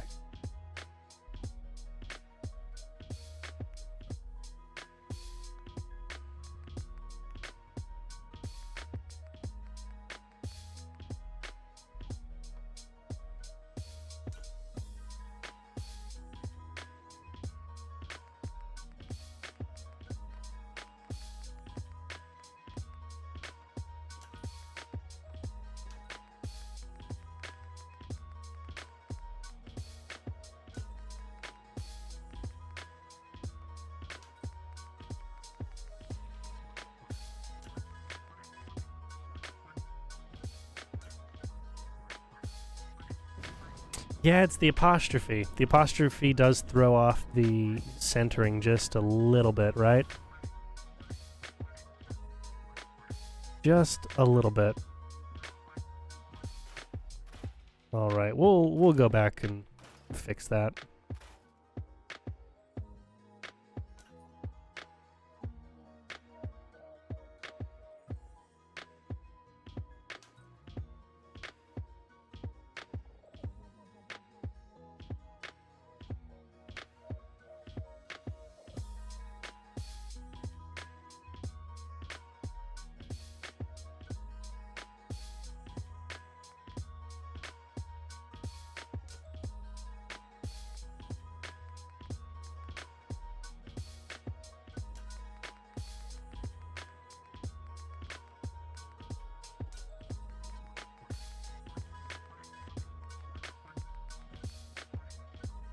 We got E, N, and T.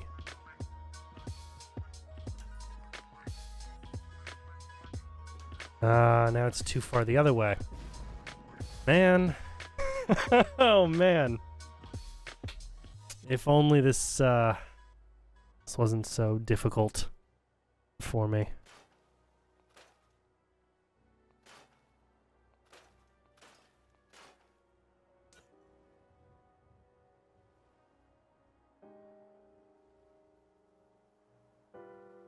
All right, right about there.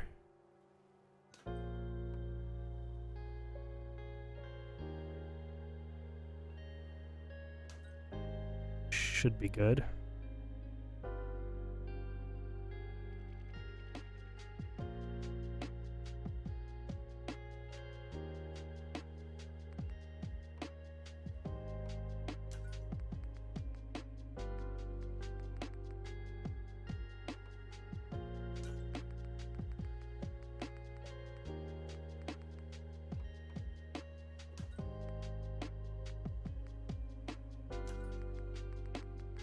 Yep, this is looking better. All right, perfect. Or as close to it as I can achieve today. Wonderful, I love that. I love it. All right, cool.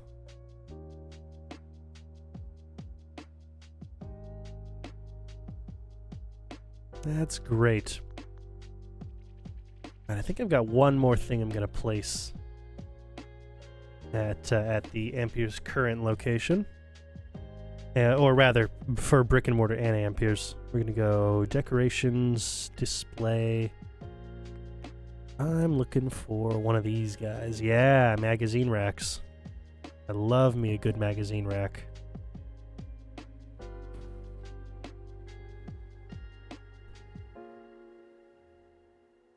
There are many ways you could take that statement, or shorten the statement to make me sound very interesting. But no, I love these. These are great little display objects, and they totally fit the space as well.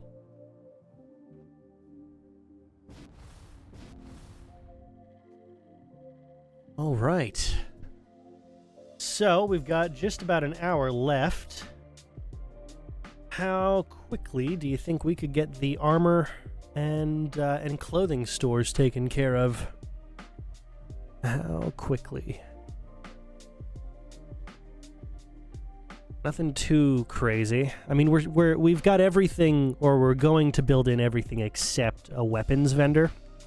It's the only thing I'm not putting into the settlement, because we're, you know, on a military base here, or rather just outside of a military base. Now, the reason I did it at the castle is because the castle is a closed ecosystem. And it works that Ronnie Shaw is the person that you pick up weaponry from. So, you know, it was just nice to put her in a business.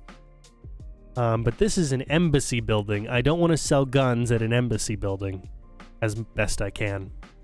Clothing and armor, I'm fine with. Just not guns at an embassy building. Probably not the smartest way to handle business. Okay, these ones. Okay, yeah, these are the clothing. That's the armor. Wonderful. So one of them will be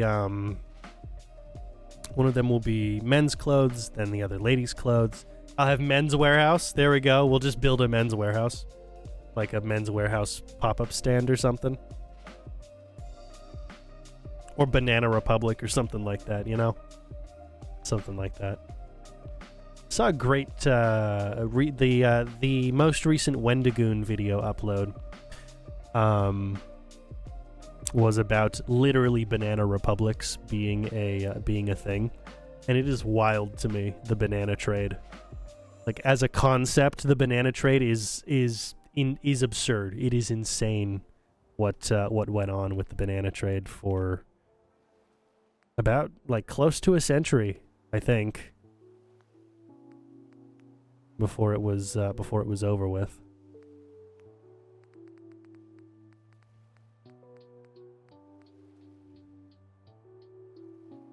All right, we're going to place a couple of these nice-looking vault dressers back here.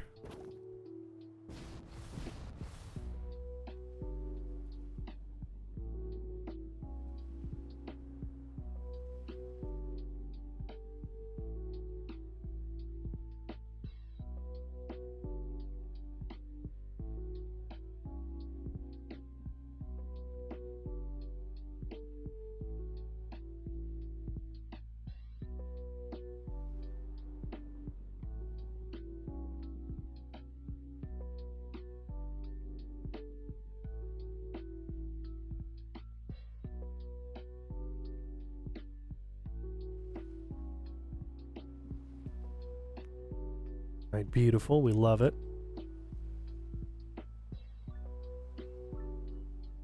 We'll grab you. We'll place you in order.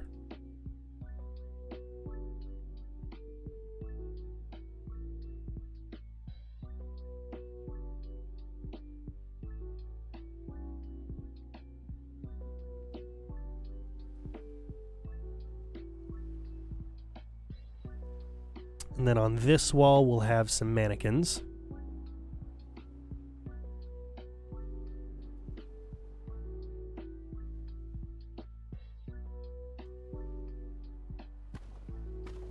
Look at that. Now I can interact with the objects I place down.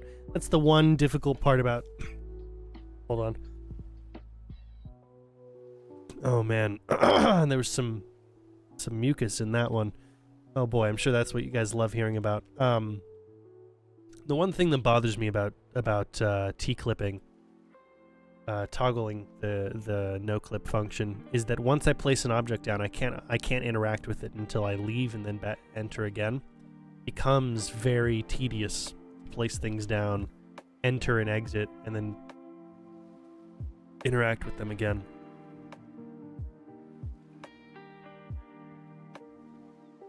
Alright, oh, I should probably figure out what wallpapers I want to use before I go ahead and do too much detailing here, right? Yeah, something like that. Okay.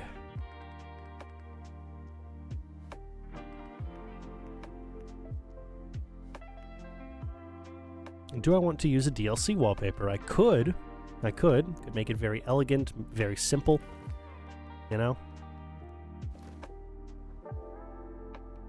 Very elegant and simple. I like that. I think we will. And then... Oh, no, here's what we'll do. We'll have this one be blue. We'll have... then we'll have this one be red. Then we'll have the men's and the women's section. And then for the armors, for the armor vendors, we'll do the same thing, essentially.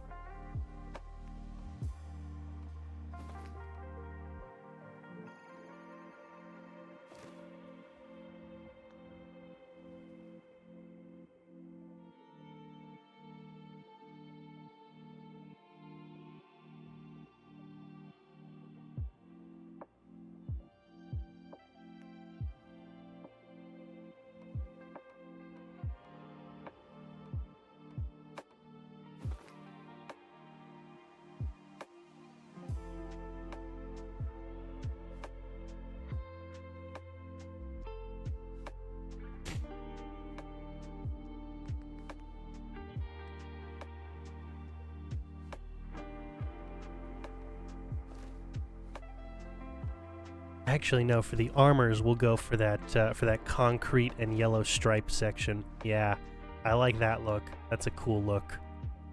Concrete with the yellow stripe. We used that on the doors back there. We'll go for that. Like, it feels a bit more rough and tumble. I like it. Okay. And then just to get the wallpaper out of the way, we'll work on the wallpapers over here as well.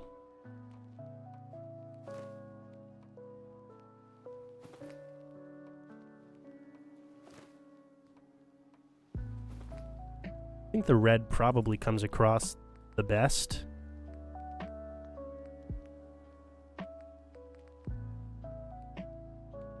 Out of all of the Far Harbor DLC wallpapers, it probably comes across the best. 128.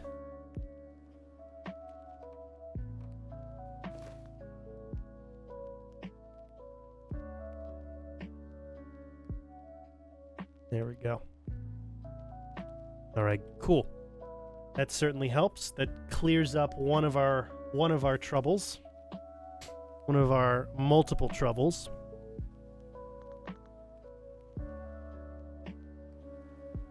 Now let's go ahead and grab the mannequins.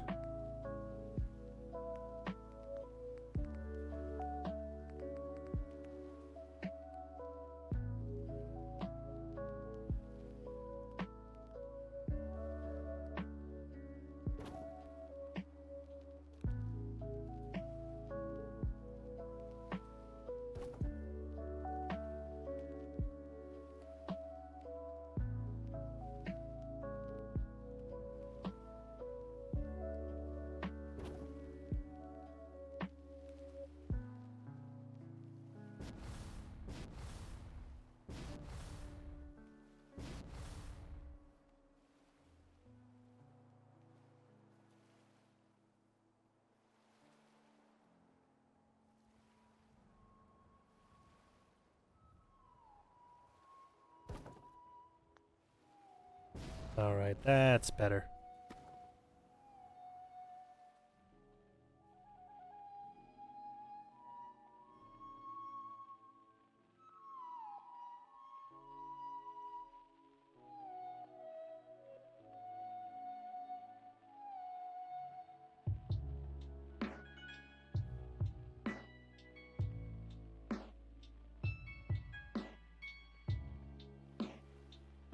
Cool.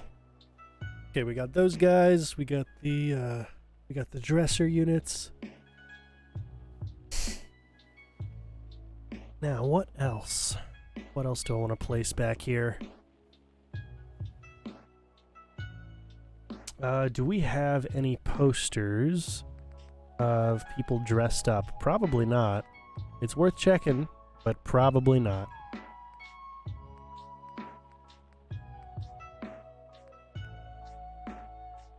Just to look.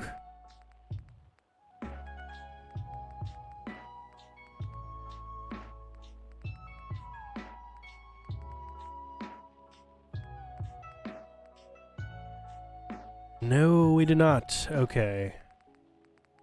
It's fine. Nothing in the miscellaneous or modded posters. Yeah, nothing back here. In terms of clothing. Oh well. Is it worth checking Kuro, maybe? Or any of these, really?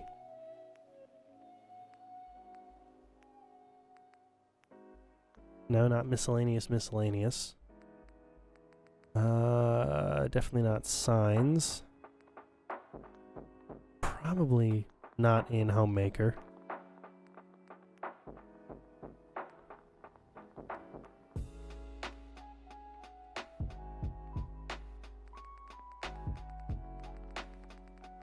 Yay. More objects that are not going to show up. We love that.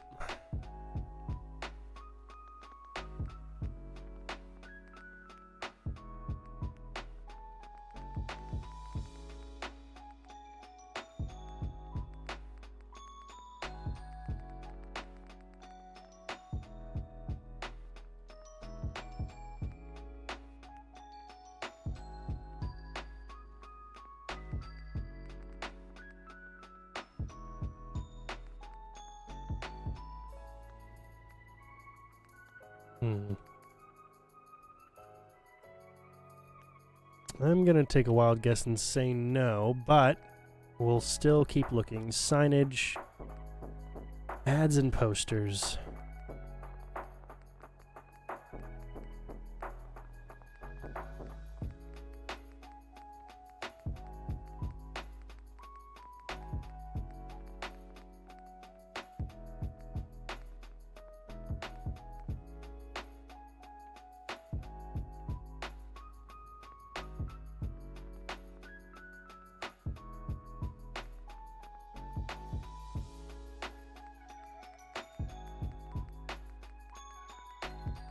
Yeah, there'll be something about Fallon's basement, for sure. But what, in particular? Oh, look at that. It's a sign that's way too small.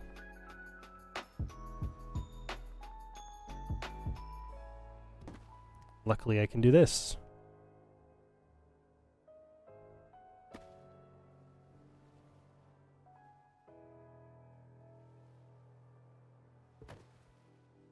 Ah, but it doesn't render any better. Oh, are you what's causing lag for me?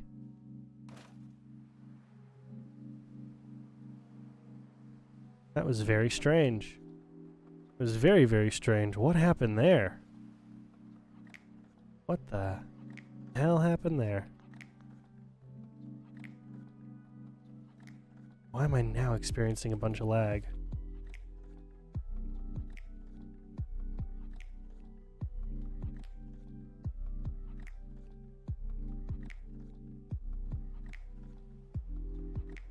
What in the world was that?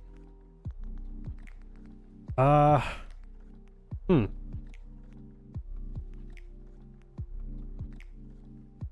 right then.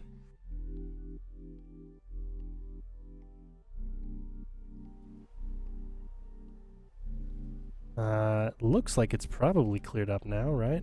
Hopefully.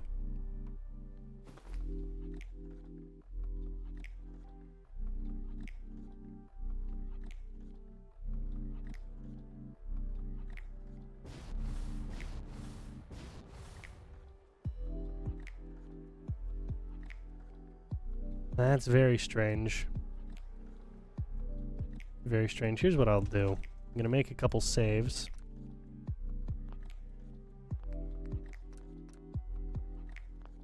I'm gonna go ahead and restart the game. I know we've only got about half an hour left, but I'm gonna make sure this isn't a larger issue, because if it is, I might have figured out what's causing me all the trouble with rendering here. And probably not screen tearing, but at least the rendering itself might be interesting. Maybe, we'll see. We'll see. I probably shouldn't have scaled that object up to 3 times its size. That's on me.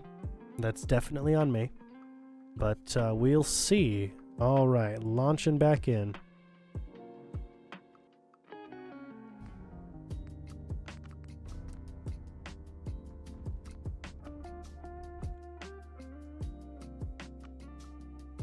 All right.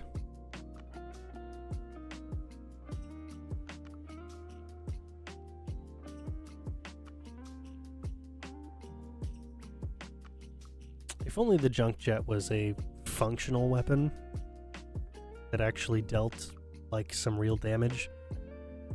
Say the velocity that the object was going on. Rather, the velocity of the object that the object was traveling, not going on. What am I saying? Okay, yeah, we're good. We're great. Wonderful. Well, that solved the problem for me.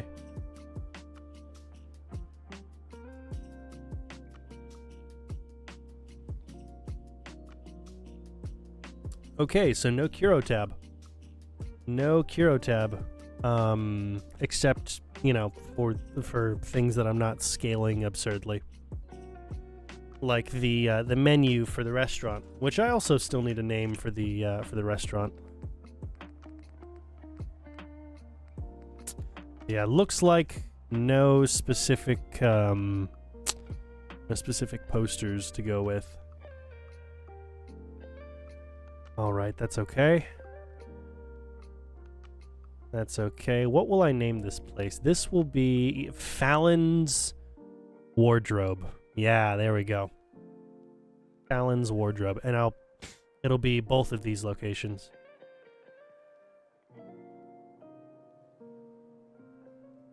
Might as well put the name up now.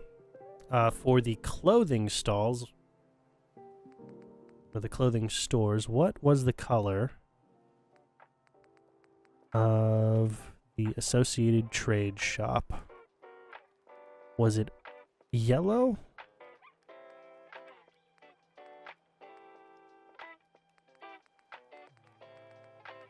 No, it was orange. Okay. Okay, well that's nice. Oh, yes. Weapons also were the orange one. That's right. They were both orange for some reason. Okay. I'll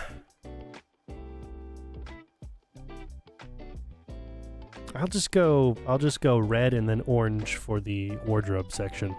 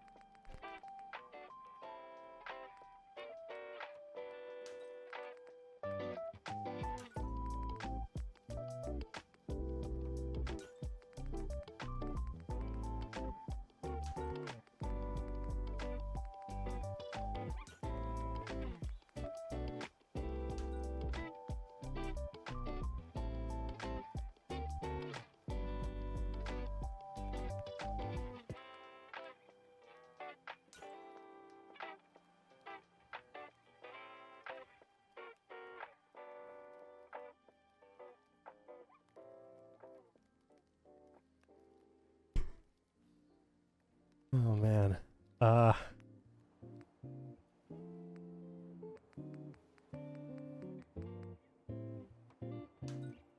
R-O-B-E.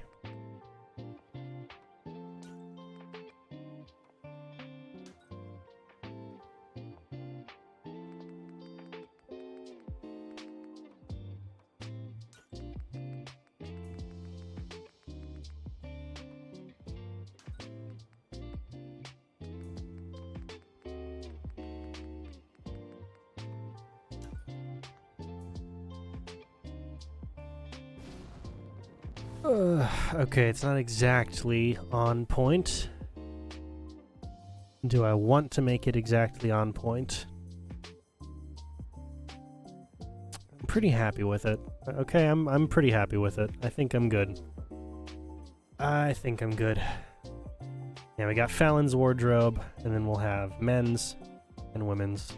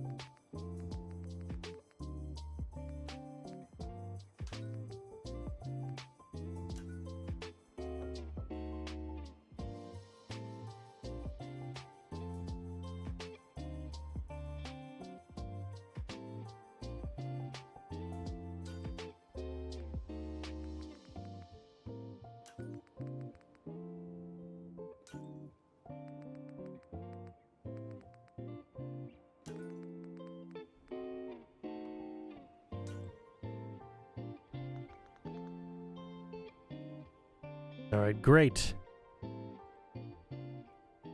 Great. Yeah, very simple. Very simple. We can put up some paintings. We can definitely do that.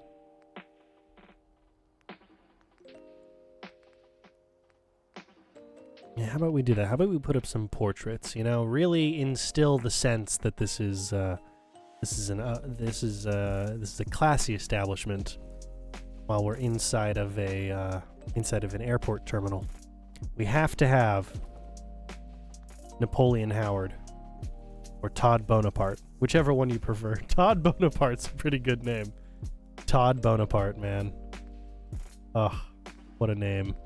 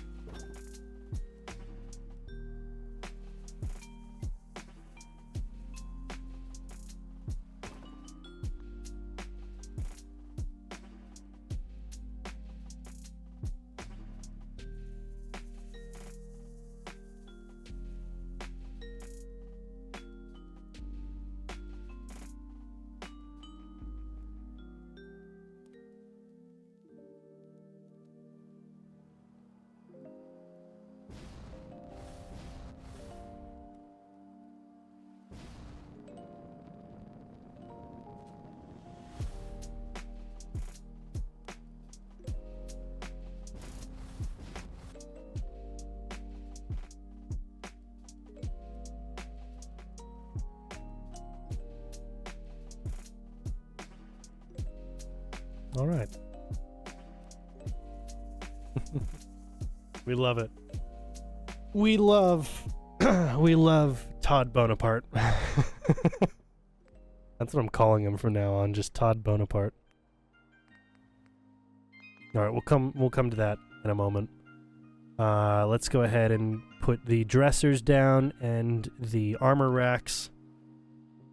And then we'll do the paintings, and then to finish it off, we'll go grab some. We'll go ahead and grab some suits and some dresses, and we'll place them up on the mannequins.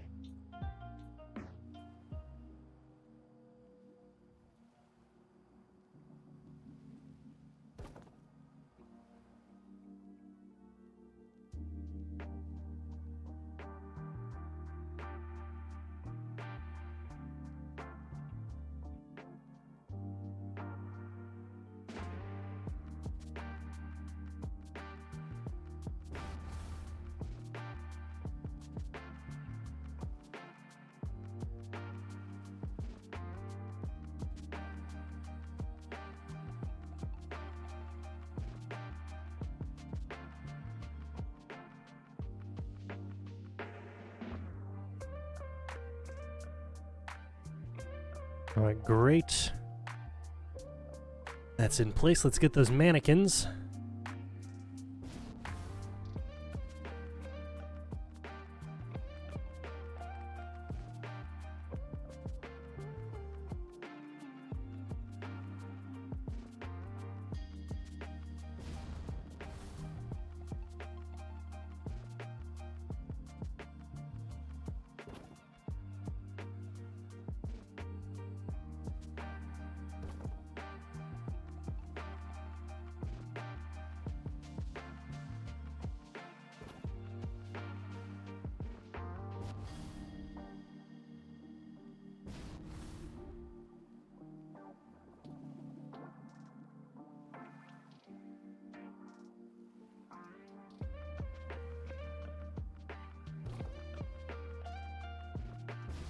All right.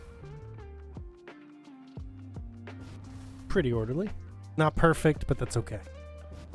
That's all right. Very happy with that. Should be plenty of room for an NPC to get in and out of their job. All right, let's go ahead and put up some paintings.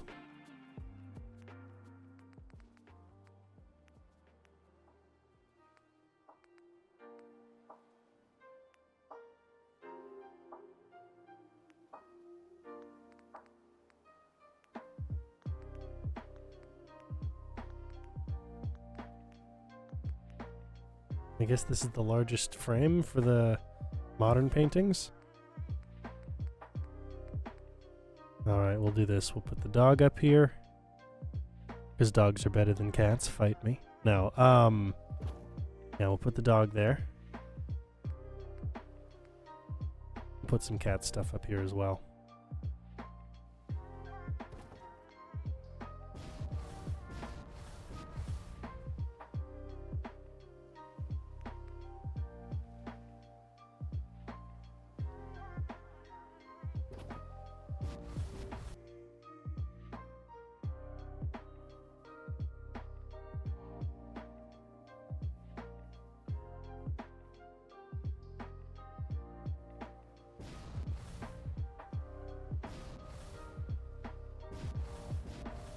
All right. I'm fine with that.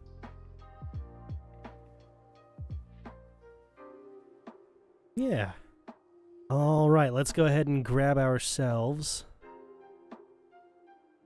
some, let's go ahead and grab ourselves some fancy looking clothes.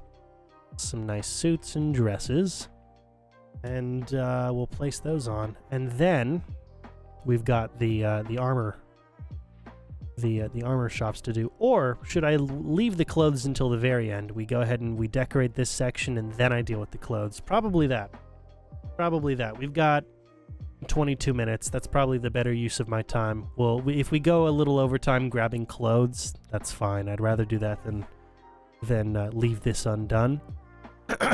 So that way we can work on some other stuff starting tomorrow, Thursday.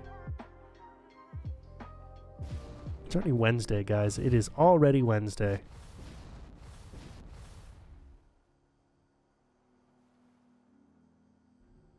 All right, let's see here.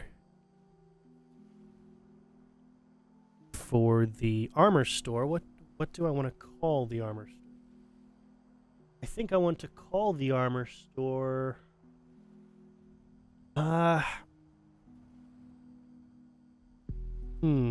That's a good question. What do I want to call the armor store?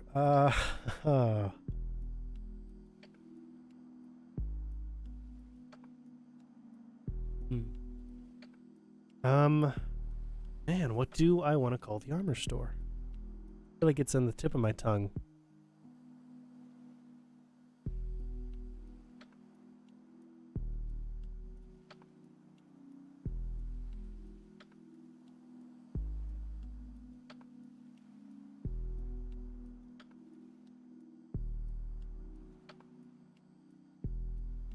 Man, why can't I come up with it?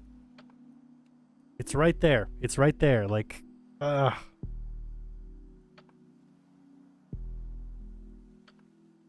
That's the term I'm looking for. I'm looking for the term garrison.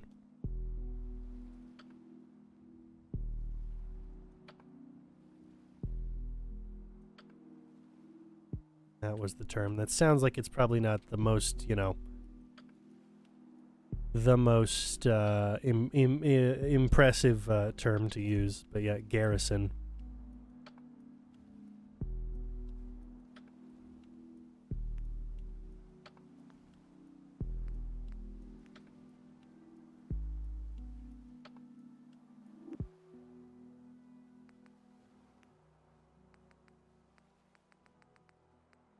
So we'll name the place Garrisons. Not Harrisons, Garrisons.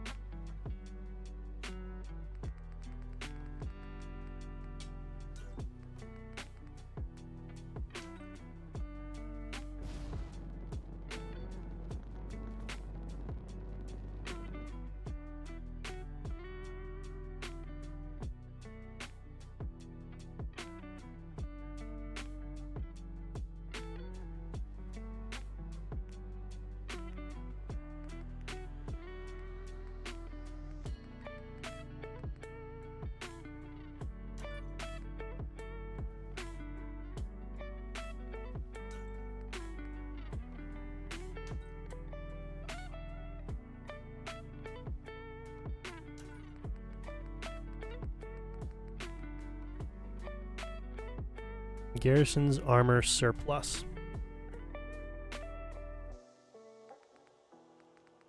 Yeah, Garrison's armor surplus sounds good.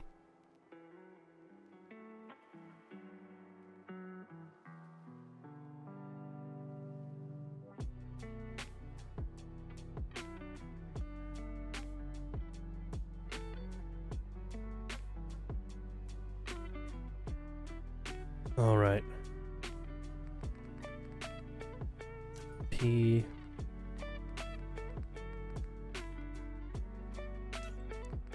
LUS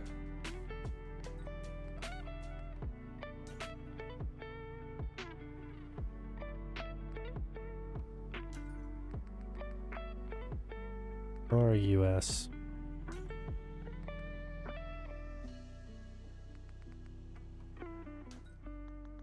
Garrison's armor surplus. I love it. Okay, and we'll do the same men and women sections.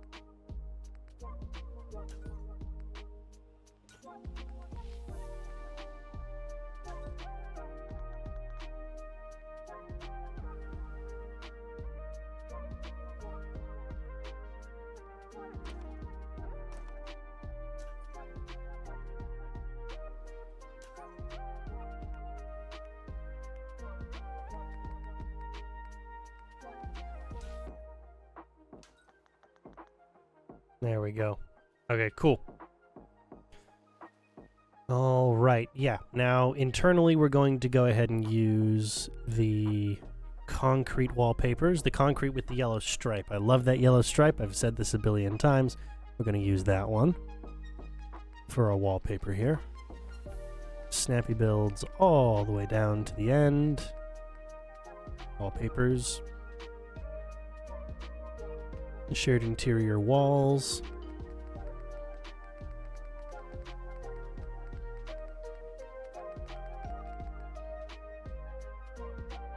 There it is.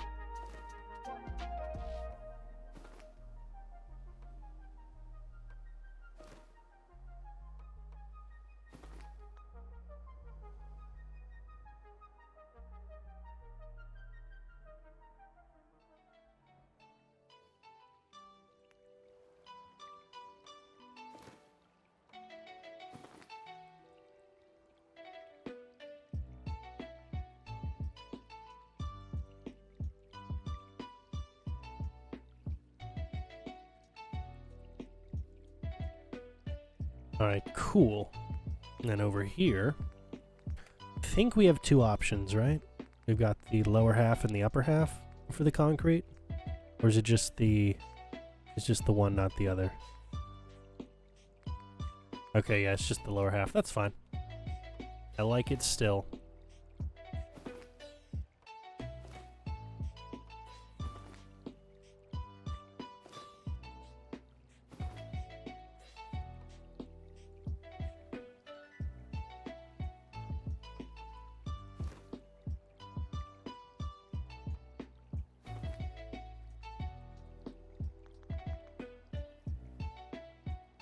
Awesome.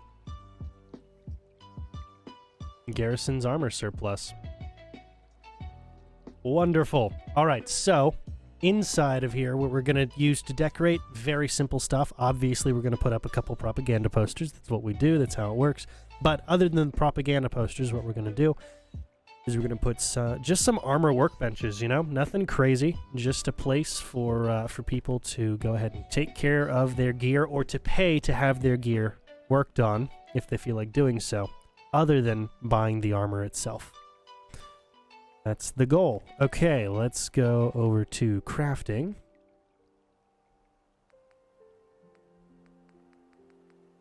Armor workbench. Yeah, that's what we need. That's what it is.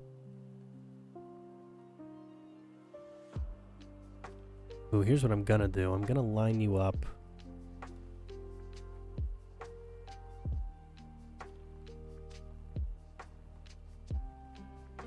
Oh man, where am I going to line you up? Here's what I'll do. If I can. Place you down.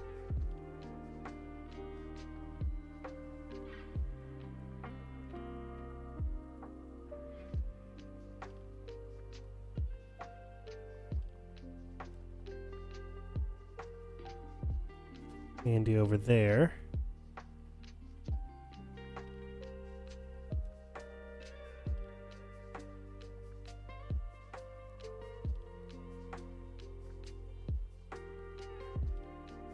How are we looking? Okay, yeah, we're looking fine. And then mod angle Z -90 probably. Yeah, okay, cool.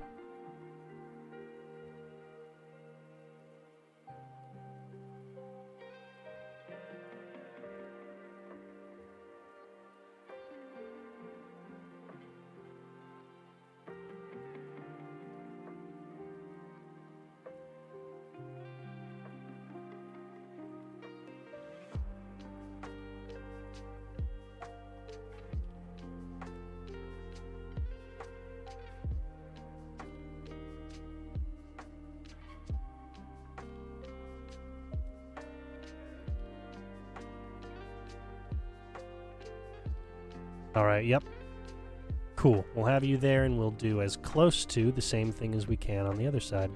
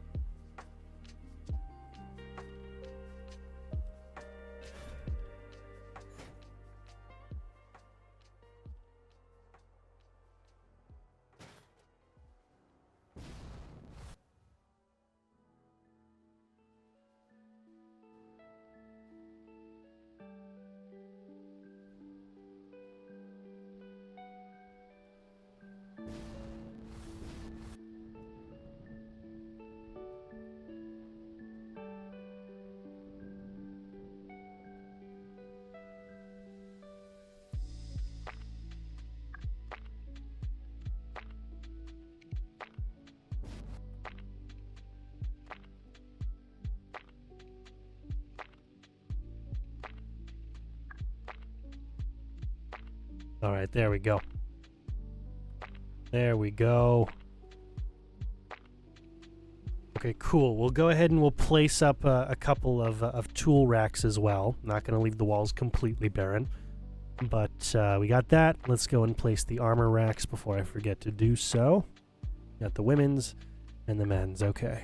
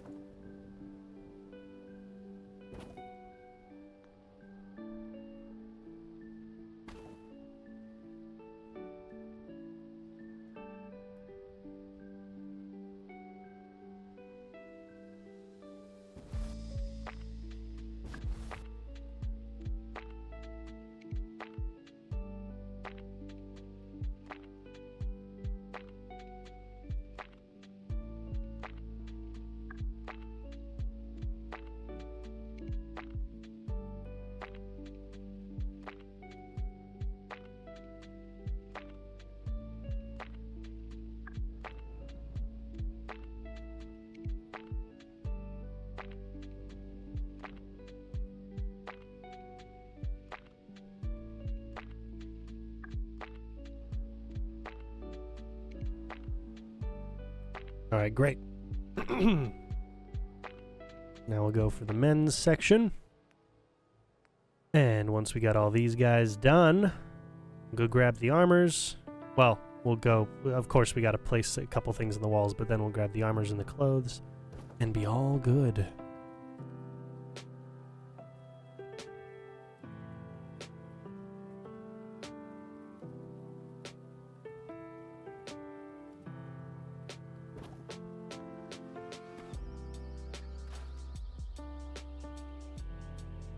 Okay, come on.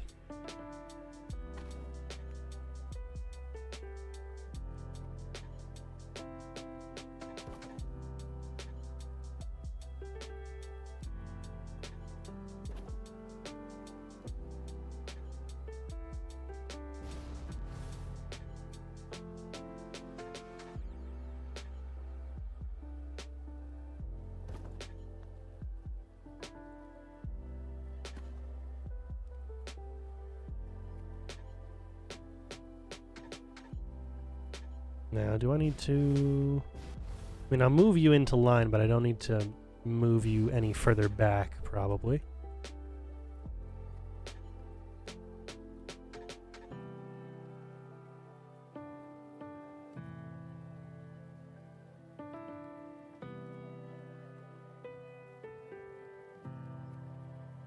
All right, I love it. Yeah, the mannequin bug. I remember the mannequin bug, man. That was ages ago. Ugh, memories.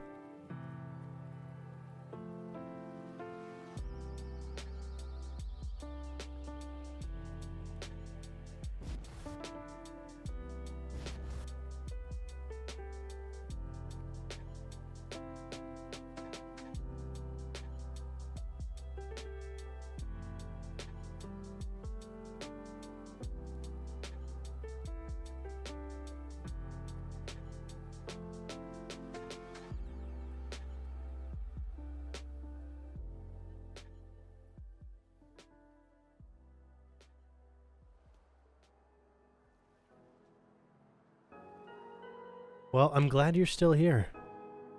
I'm glad you're still here. Yeah, everyone's Fallout fad seems to have come and gone, which does not surprise me. Does not surprise me at all. The show was not going to have lasting returns for the company. That's just how it is.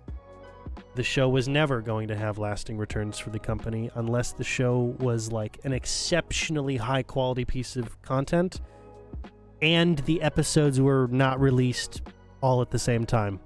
When all the episodes of a show are released at the same time, the amount of time that the show is spoken about, it drops significantly. So you lose all that word of mouth, you lose the opportunity to gain the high numbers that you possibly could have. It's the same reason it's a bad idea to release a movie in theaters and then 2 weeks later put it on a streaming service, because you just cut the total amount of money you could make on the movie if it's a good movie. Well, actually, whether it's a good movie or not, you completely cut off the amount of money it could make. And it's worse for the bad movies, of course. But yeah, you don't want to put it on a streaming service too early. And if it's a streaming show, you don't want to release all the episodes at the same time. You want to stagger it. You want to release an episode at a time, because conversation carries the show further, gets more people interested as the season goes on, and at the season finale, you'll see. So, what you generally see with shows is you see a high start. You see slightly diminishing returns, and then a really high end. If the show's good. Because everyone wants to see what's going to happen in the season finale. So it's always the best idea to release your shows weekly, but because the show was released the way it was and the quality of the show is what it is, it was more so, it was key jangling and Easter eggs more so than an actual plot. Then it didn't really have a lot of returns. Like, it had a temporary boost in the viewership for Fallout content, and a temporary boost, a sizable boost, but a temporary boost in the player base for Fallout 4 and 76 and most of the Fallout games, really. Although the New Vegas numbers were pretty steady, but it wasn't going to be a permanent change. It was never going to be a permanent change. Because the quality of the show doesn't stick around with you. There are certain projects that stick with you forever. And the Fallout show just ended up not being one.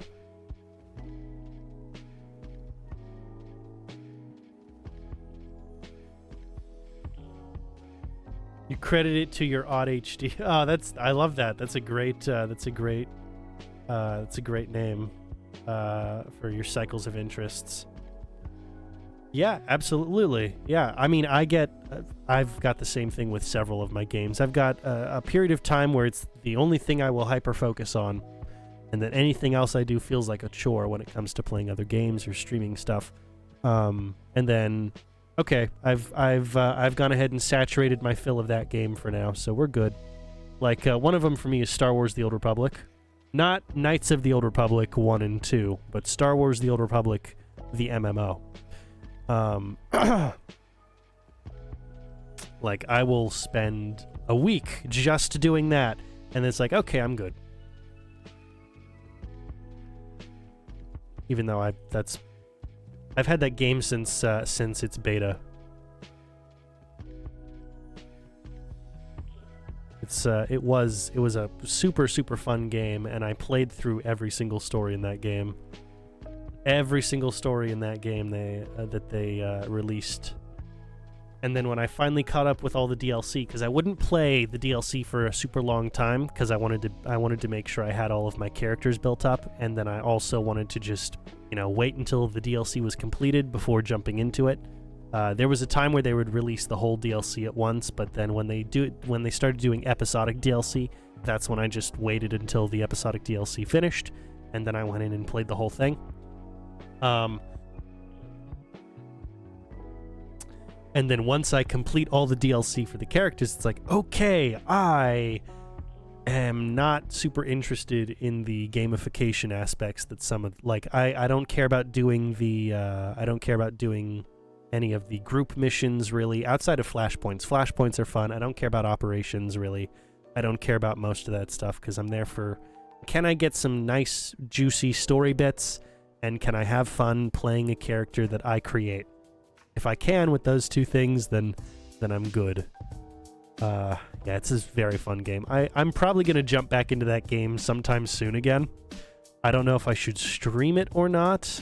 I don't know, because I've got I'm like, it's not because I don't think it would be an interesting game. It's because I have so much to stream with Fallout that maybe I should only stream the Fallout stuff for a bit until maybe until we finish Boston Airport, and then I can take a couple days break and do some Star Wars and then jump back into it. But I would like to try and focus in, because we have like 30 we've got like 30 settlements we need to build.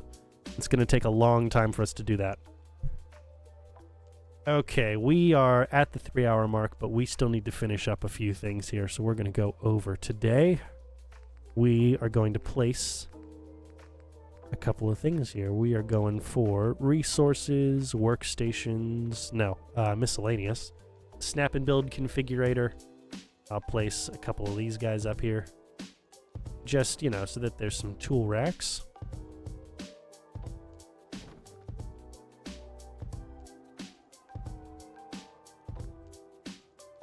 And then we'll go decorations, miscellaneous interior. Grab one of our bulletin boards. Or two, really, because we're placing them on both. We'll scale them up.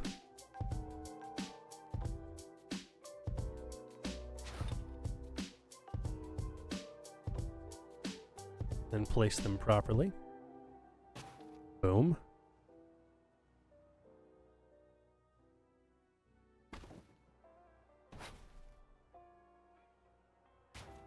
Wonderful. Okay, and then some posters.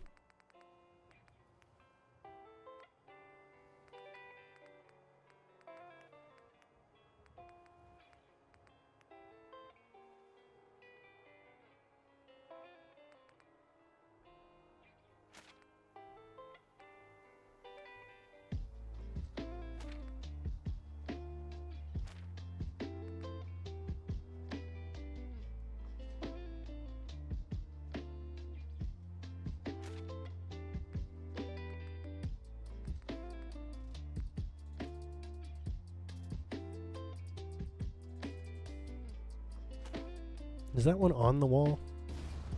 Oh, it is. It just didn't look like it was. Okay.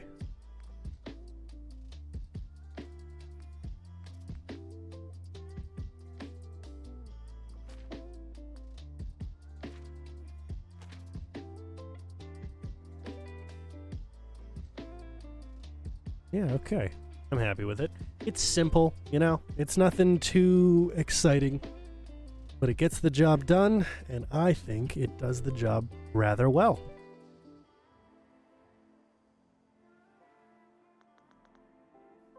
I think it does the job rather well. But yeah, Star Wars The Old Republic. I've had that game since it was in beta. This game came out in...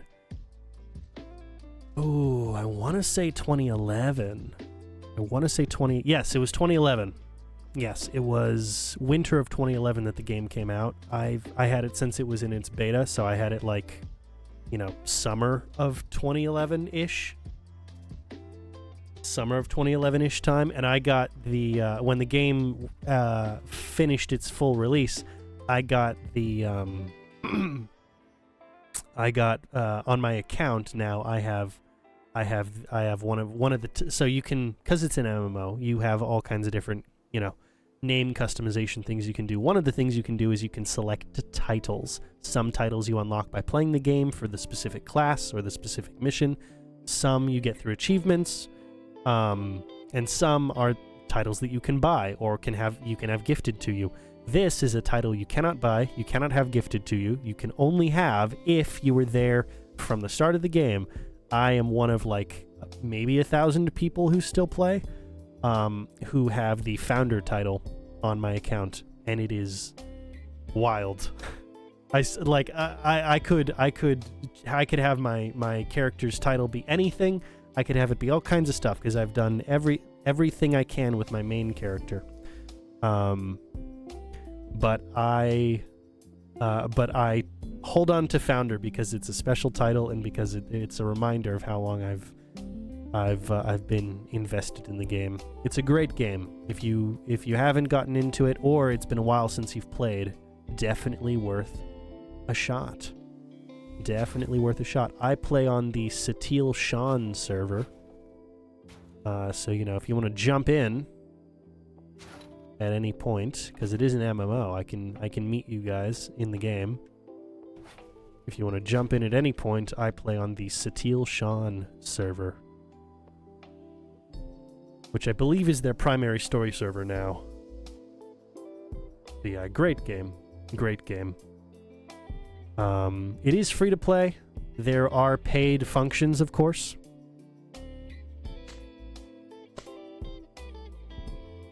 Well, it's not a new game. It's not a new game, so you're not getting new games. It's an old game, okay? There you go. There's the justification. There's the justification. It is free to play. You do not need to purchase anything in order to play the game. There is obviously the incentive, because it's an MMO, there's the incentive that you purchase something, and I would suggest if you purchase a membership, just go for whatever the cheapest membership is, and then once it expires, you're not in the free-to-play mode, and you're also not in the purchase mode. You're in what is called preferred status, and preferred status allows you access to not just the full game, which is already like 100+ hours of content, but also to the you also get there's mechanical benefits to it, but it also gives you access to every DLC except for the last 2 major DLCs, which is like another 200 hours of content or something. Just it's a simple way to do it. They don't make it super expensive for you to do. It's an MMO, so if you pay a continuous price, it can get expensive. But they make it actually very enticing. They make it a very enticing offer, and it's an offer that gives you like actual benefits in the game. It's worth it. Also it expands the number of character slots you can have, so the number of times you can play the story through, all that kind of stuff, is there's 8 different class stories. And then all the DLC adds in complexity to those class stories, and then you think, yeah, man, you know how it is. It's MMOs. It's MMO stuff. But yeah, preferred status gives you enough character slots to have at least 1 character of every class. So if you wanted to play all the stories, both Jedi stories, both Sith stories, the bounty hunter story, the smuggler story, and the Imperial Agent and the Republic Trooper stories, you can play all of them. I have enjoyed most of those stories. I think some of them are easier to get into, some of them are a bit harder to get into. I'm gonna go look for some armor. That's what I'm walking around here doing.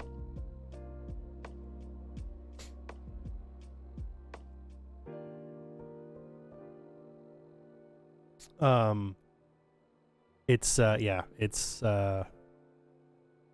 need to focus on getting the armor here. I really do. But yeah, if online games aren't your thing, then no big problem. Sorry, needed to cough there. Obviously, no problem there. But yeah, it's a great game. It is a great game. Oh, the Andor show's awesome. I think it's probably the best piece of content that Disney has put out for Star Wars, the Andor show. I think it is extremely well written. And I'm glad that it exists, because what it says is it proves that if you allow someone who knows how to write well, then they can produce really nice content for you. They can produce an extremely well-written story. It's a slow start, it's a very slow start. If you can't get past the first 3 episodes, and I'm not saying this to you, Al, I'm saying this to the general public here. If you can't get past the first 3 episodes, you're likely not going to get past the rest of the season, but it is a great show that absolutely deserves more attention.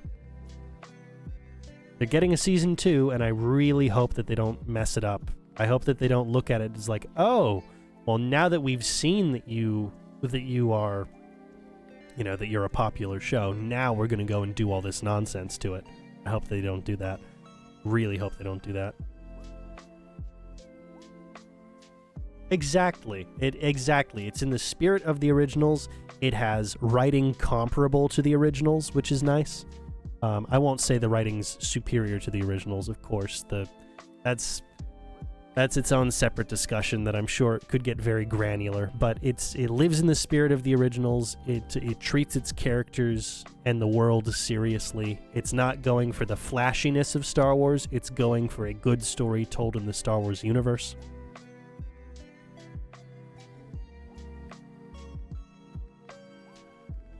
And it does so extremely well.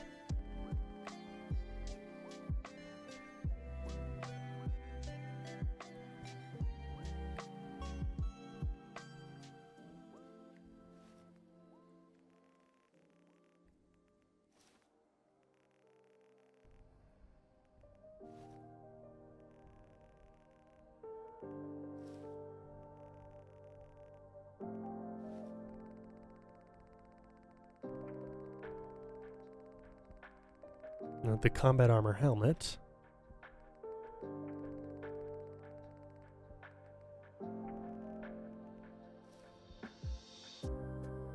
Wonderful. Yes, it is a story about revolution, as in 360 degrees. No, yeah, it's a good story about revolution.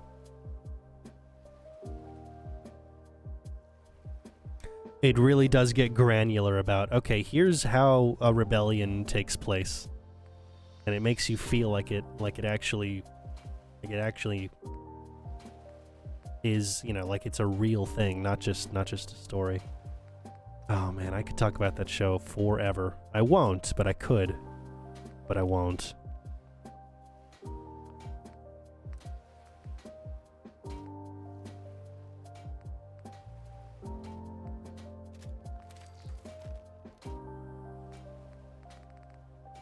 What am I doing? I don't need to put all the mods on. I just need to make it look like the Brotherhood of Steel outfits.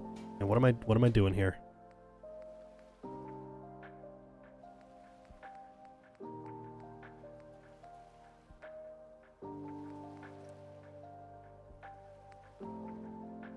Actually, I only need one combat armor helmet because I can duplicate those 8 times if I need, or 7 times for a total of 8. I'll place those back. And then I just want to do one set. I don't want to make this more difficult than it needs to be. We'll just do one set of armors and I'll duplicate the one set. We're already way over time.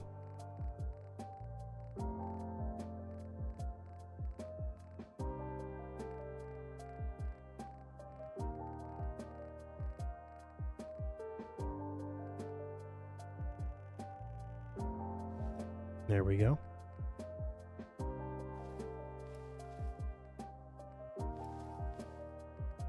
Cool. Now let's go in, grab all the stuff. We'll put, yeah, it'll be the heavy armor. Actually, no, we'll make it all medium armor. The heavy armor looks cool, but we'll make it all the medium armor stuff. And then Brotherhood of Steel painted.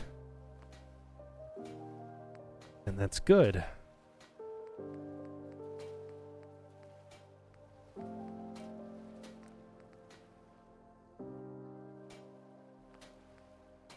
Medium and BOS. All right. Nothing crazy. It's all display anyway. As long as it looks right, then it's fine. It's different with guns because you can see the mods made to guns. But with armor, as long as the armor is painted right and is the right size, then it's good.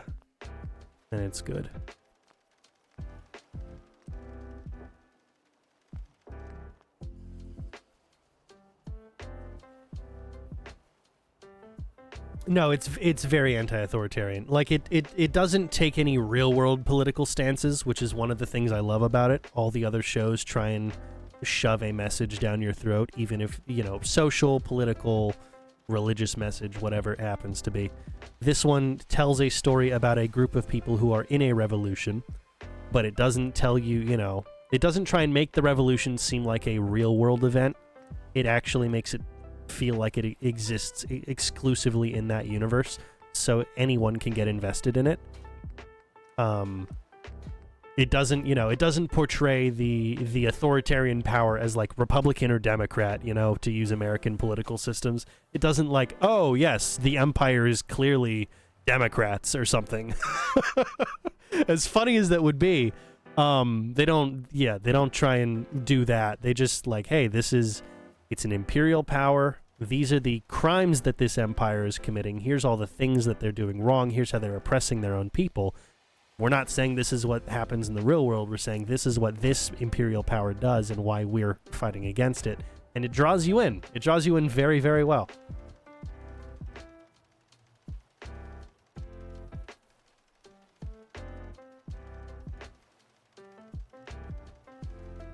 It does it very well. Yeah, to your point, if it's talking about any political system, it's probably saying fight Nazis because, I mean, stormtroopers are stormtroopers. You can't really get past that. The idea of a stormtrooper. I wonder where that came from. But yeah, you're right. If there's any political messaging, that's the political message to it, and it doesn't try and call any real world groups that exist today that group. It just says, this is space Nazis, and we're fighting space Nazis. Cool. That's all I need. Realistically, that's all I need for them to say about the bad guys. Oh, yes, those would be upstairs, right? Yeah, somewhere in here.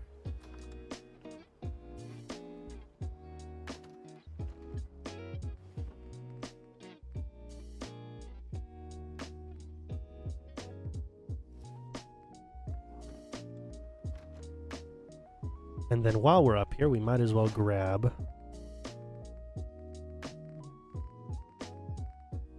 a copy. And we'll go a clean black, blue, gray, and tan. And a laundered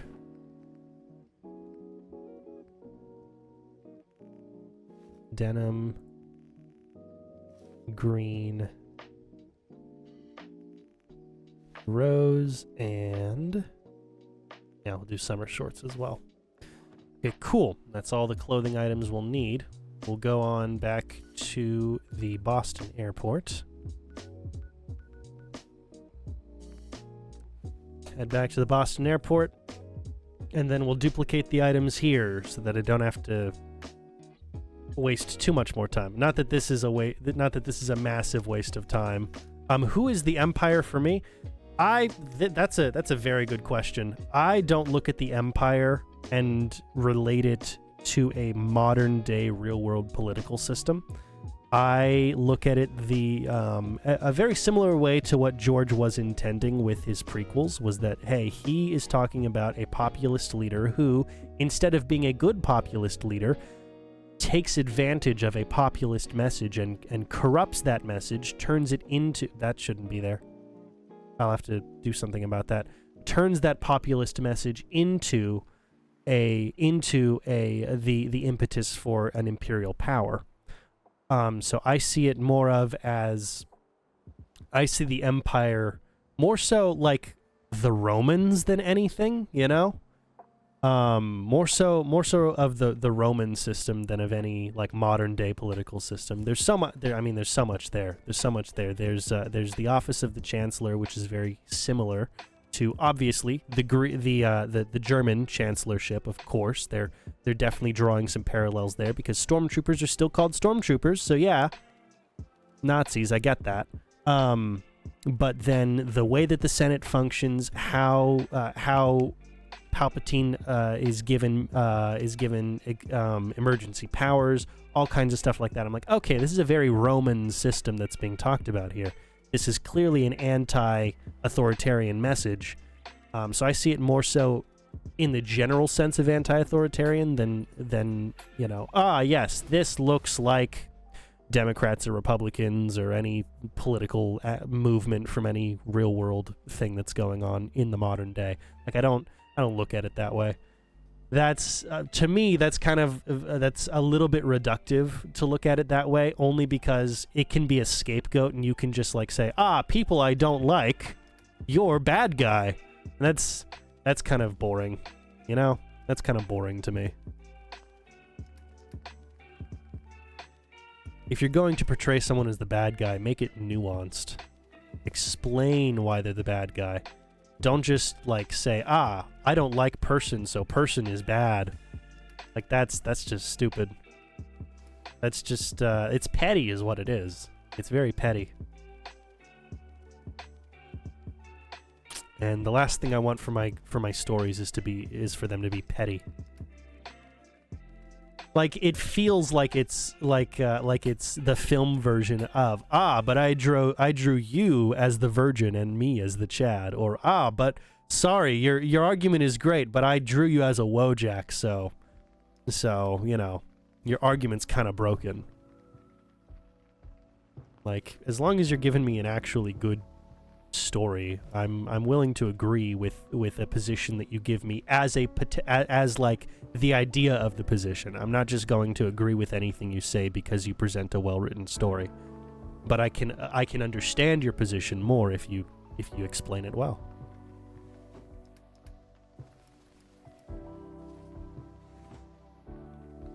All right, so here's how this works. We go like this. We click on this. We need, or rather, we click over here. FF0652E0. So we click on this one because this is the one we want to duplicate the items to. We come over here. We click on you, and then we go back up to here to the code of the previous one, and then what we do is duplicate all items.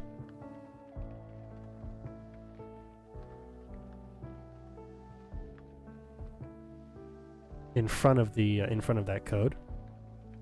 Use it, and there we go. Look at that. We got it all in there now. So now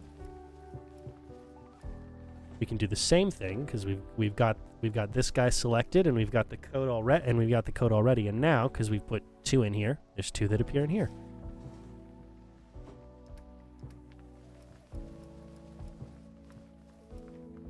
The things you use when you aren't playing a genuine playthrough of Fallout. Alright, and because we got all 8 pieces, we can just slap these 8 sets on. And be good for the day.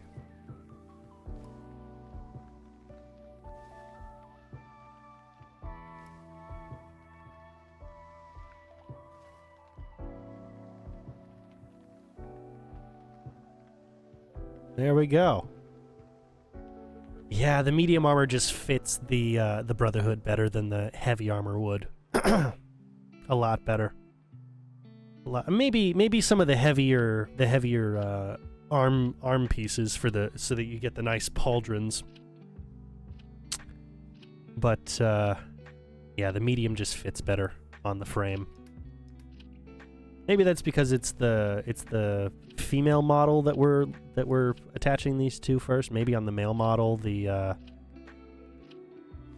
armor looks a bit wonky, and we'll see that here in a second. But I've got a feeling that the medium armor is kind of like the ideal look for it, even if the heavy armor's the practical option.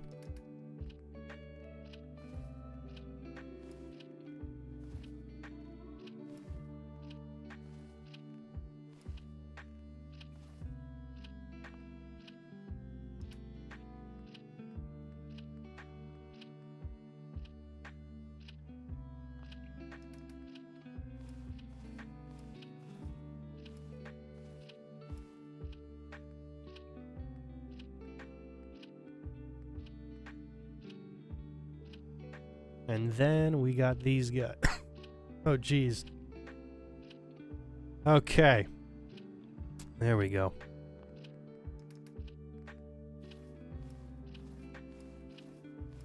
Yeah, just give me a well-told story any day. I genuinely do believe you could tell a good story with any with any, you know, when the focus of the story is literally anything, and as long as the writing is consistent and the characters are consistently written, I believe that no matter what the topic of the story is, that it could be actually very well done. Like, it doesn't exist, but I imagine, it does not exist currently, but I genuinely do believe if you were trying to tell a story from the perspective of the Nazis as like being a good story, like a good impactful story from the perspective of the Nazis, I do believe it's possible to do. I think it's nearly impossible. I don't think it's probable, but I do think it is possible to do. You need an exceptional director and writer to achieve such a thing, but I don't think it's impossible. What I do think is we're in a period of history right now where the assumption of that idea is, oh, you think this is possible, therefore you must be, you know, a Nazi or whatever it happens to be. And it's like, no, I just think it's possible to tell a good story no matter what the story's about. It could be anything, you know? The old joke of you know, watching porn for the plot, like, I don't think it's impossible that if a good enough writer were to write something that happened to be in a porn film, that it makes it a bad story. I think that it's possible for that story to be good. Now, I have no interest in seeing that, of course. I have no interest in seeing that. I think that porn is despicable and is genuinely detrimental to human development as like a thing as a whole. But I'm taking the most wild examples to explain what I'm trying to say here. All right, you know what? That's a great way to end the episode, isn't it? That is the perfect way to go ahead and end our episode here. Let's go ahead and grab our screenshot. How do I want this to go? Do I want it to be a hallway shot? Let's see. Or to go up like this.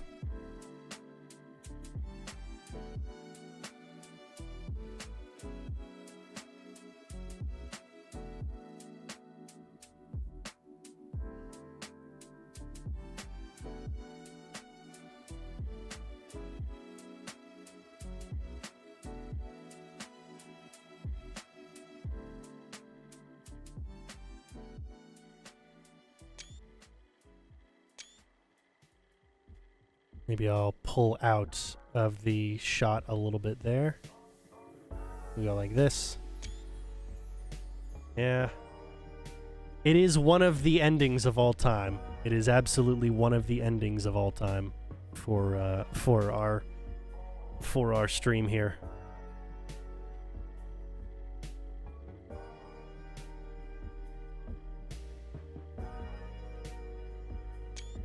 We could go like that. Could go like this.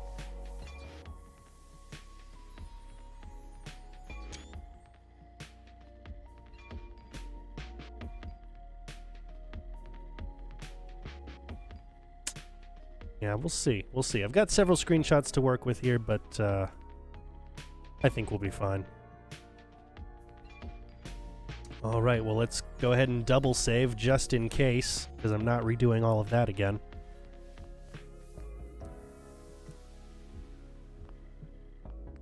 All right, there we go. Okay, thank you guys so much for watching. What a way to end the stream.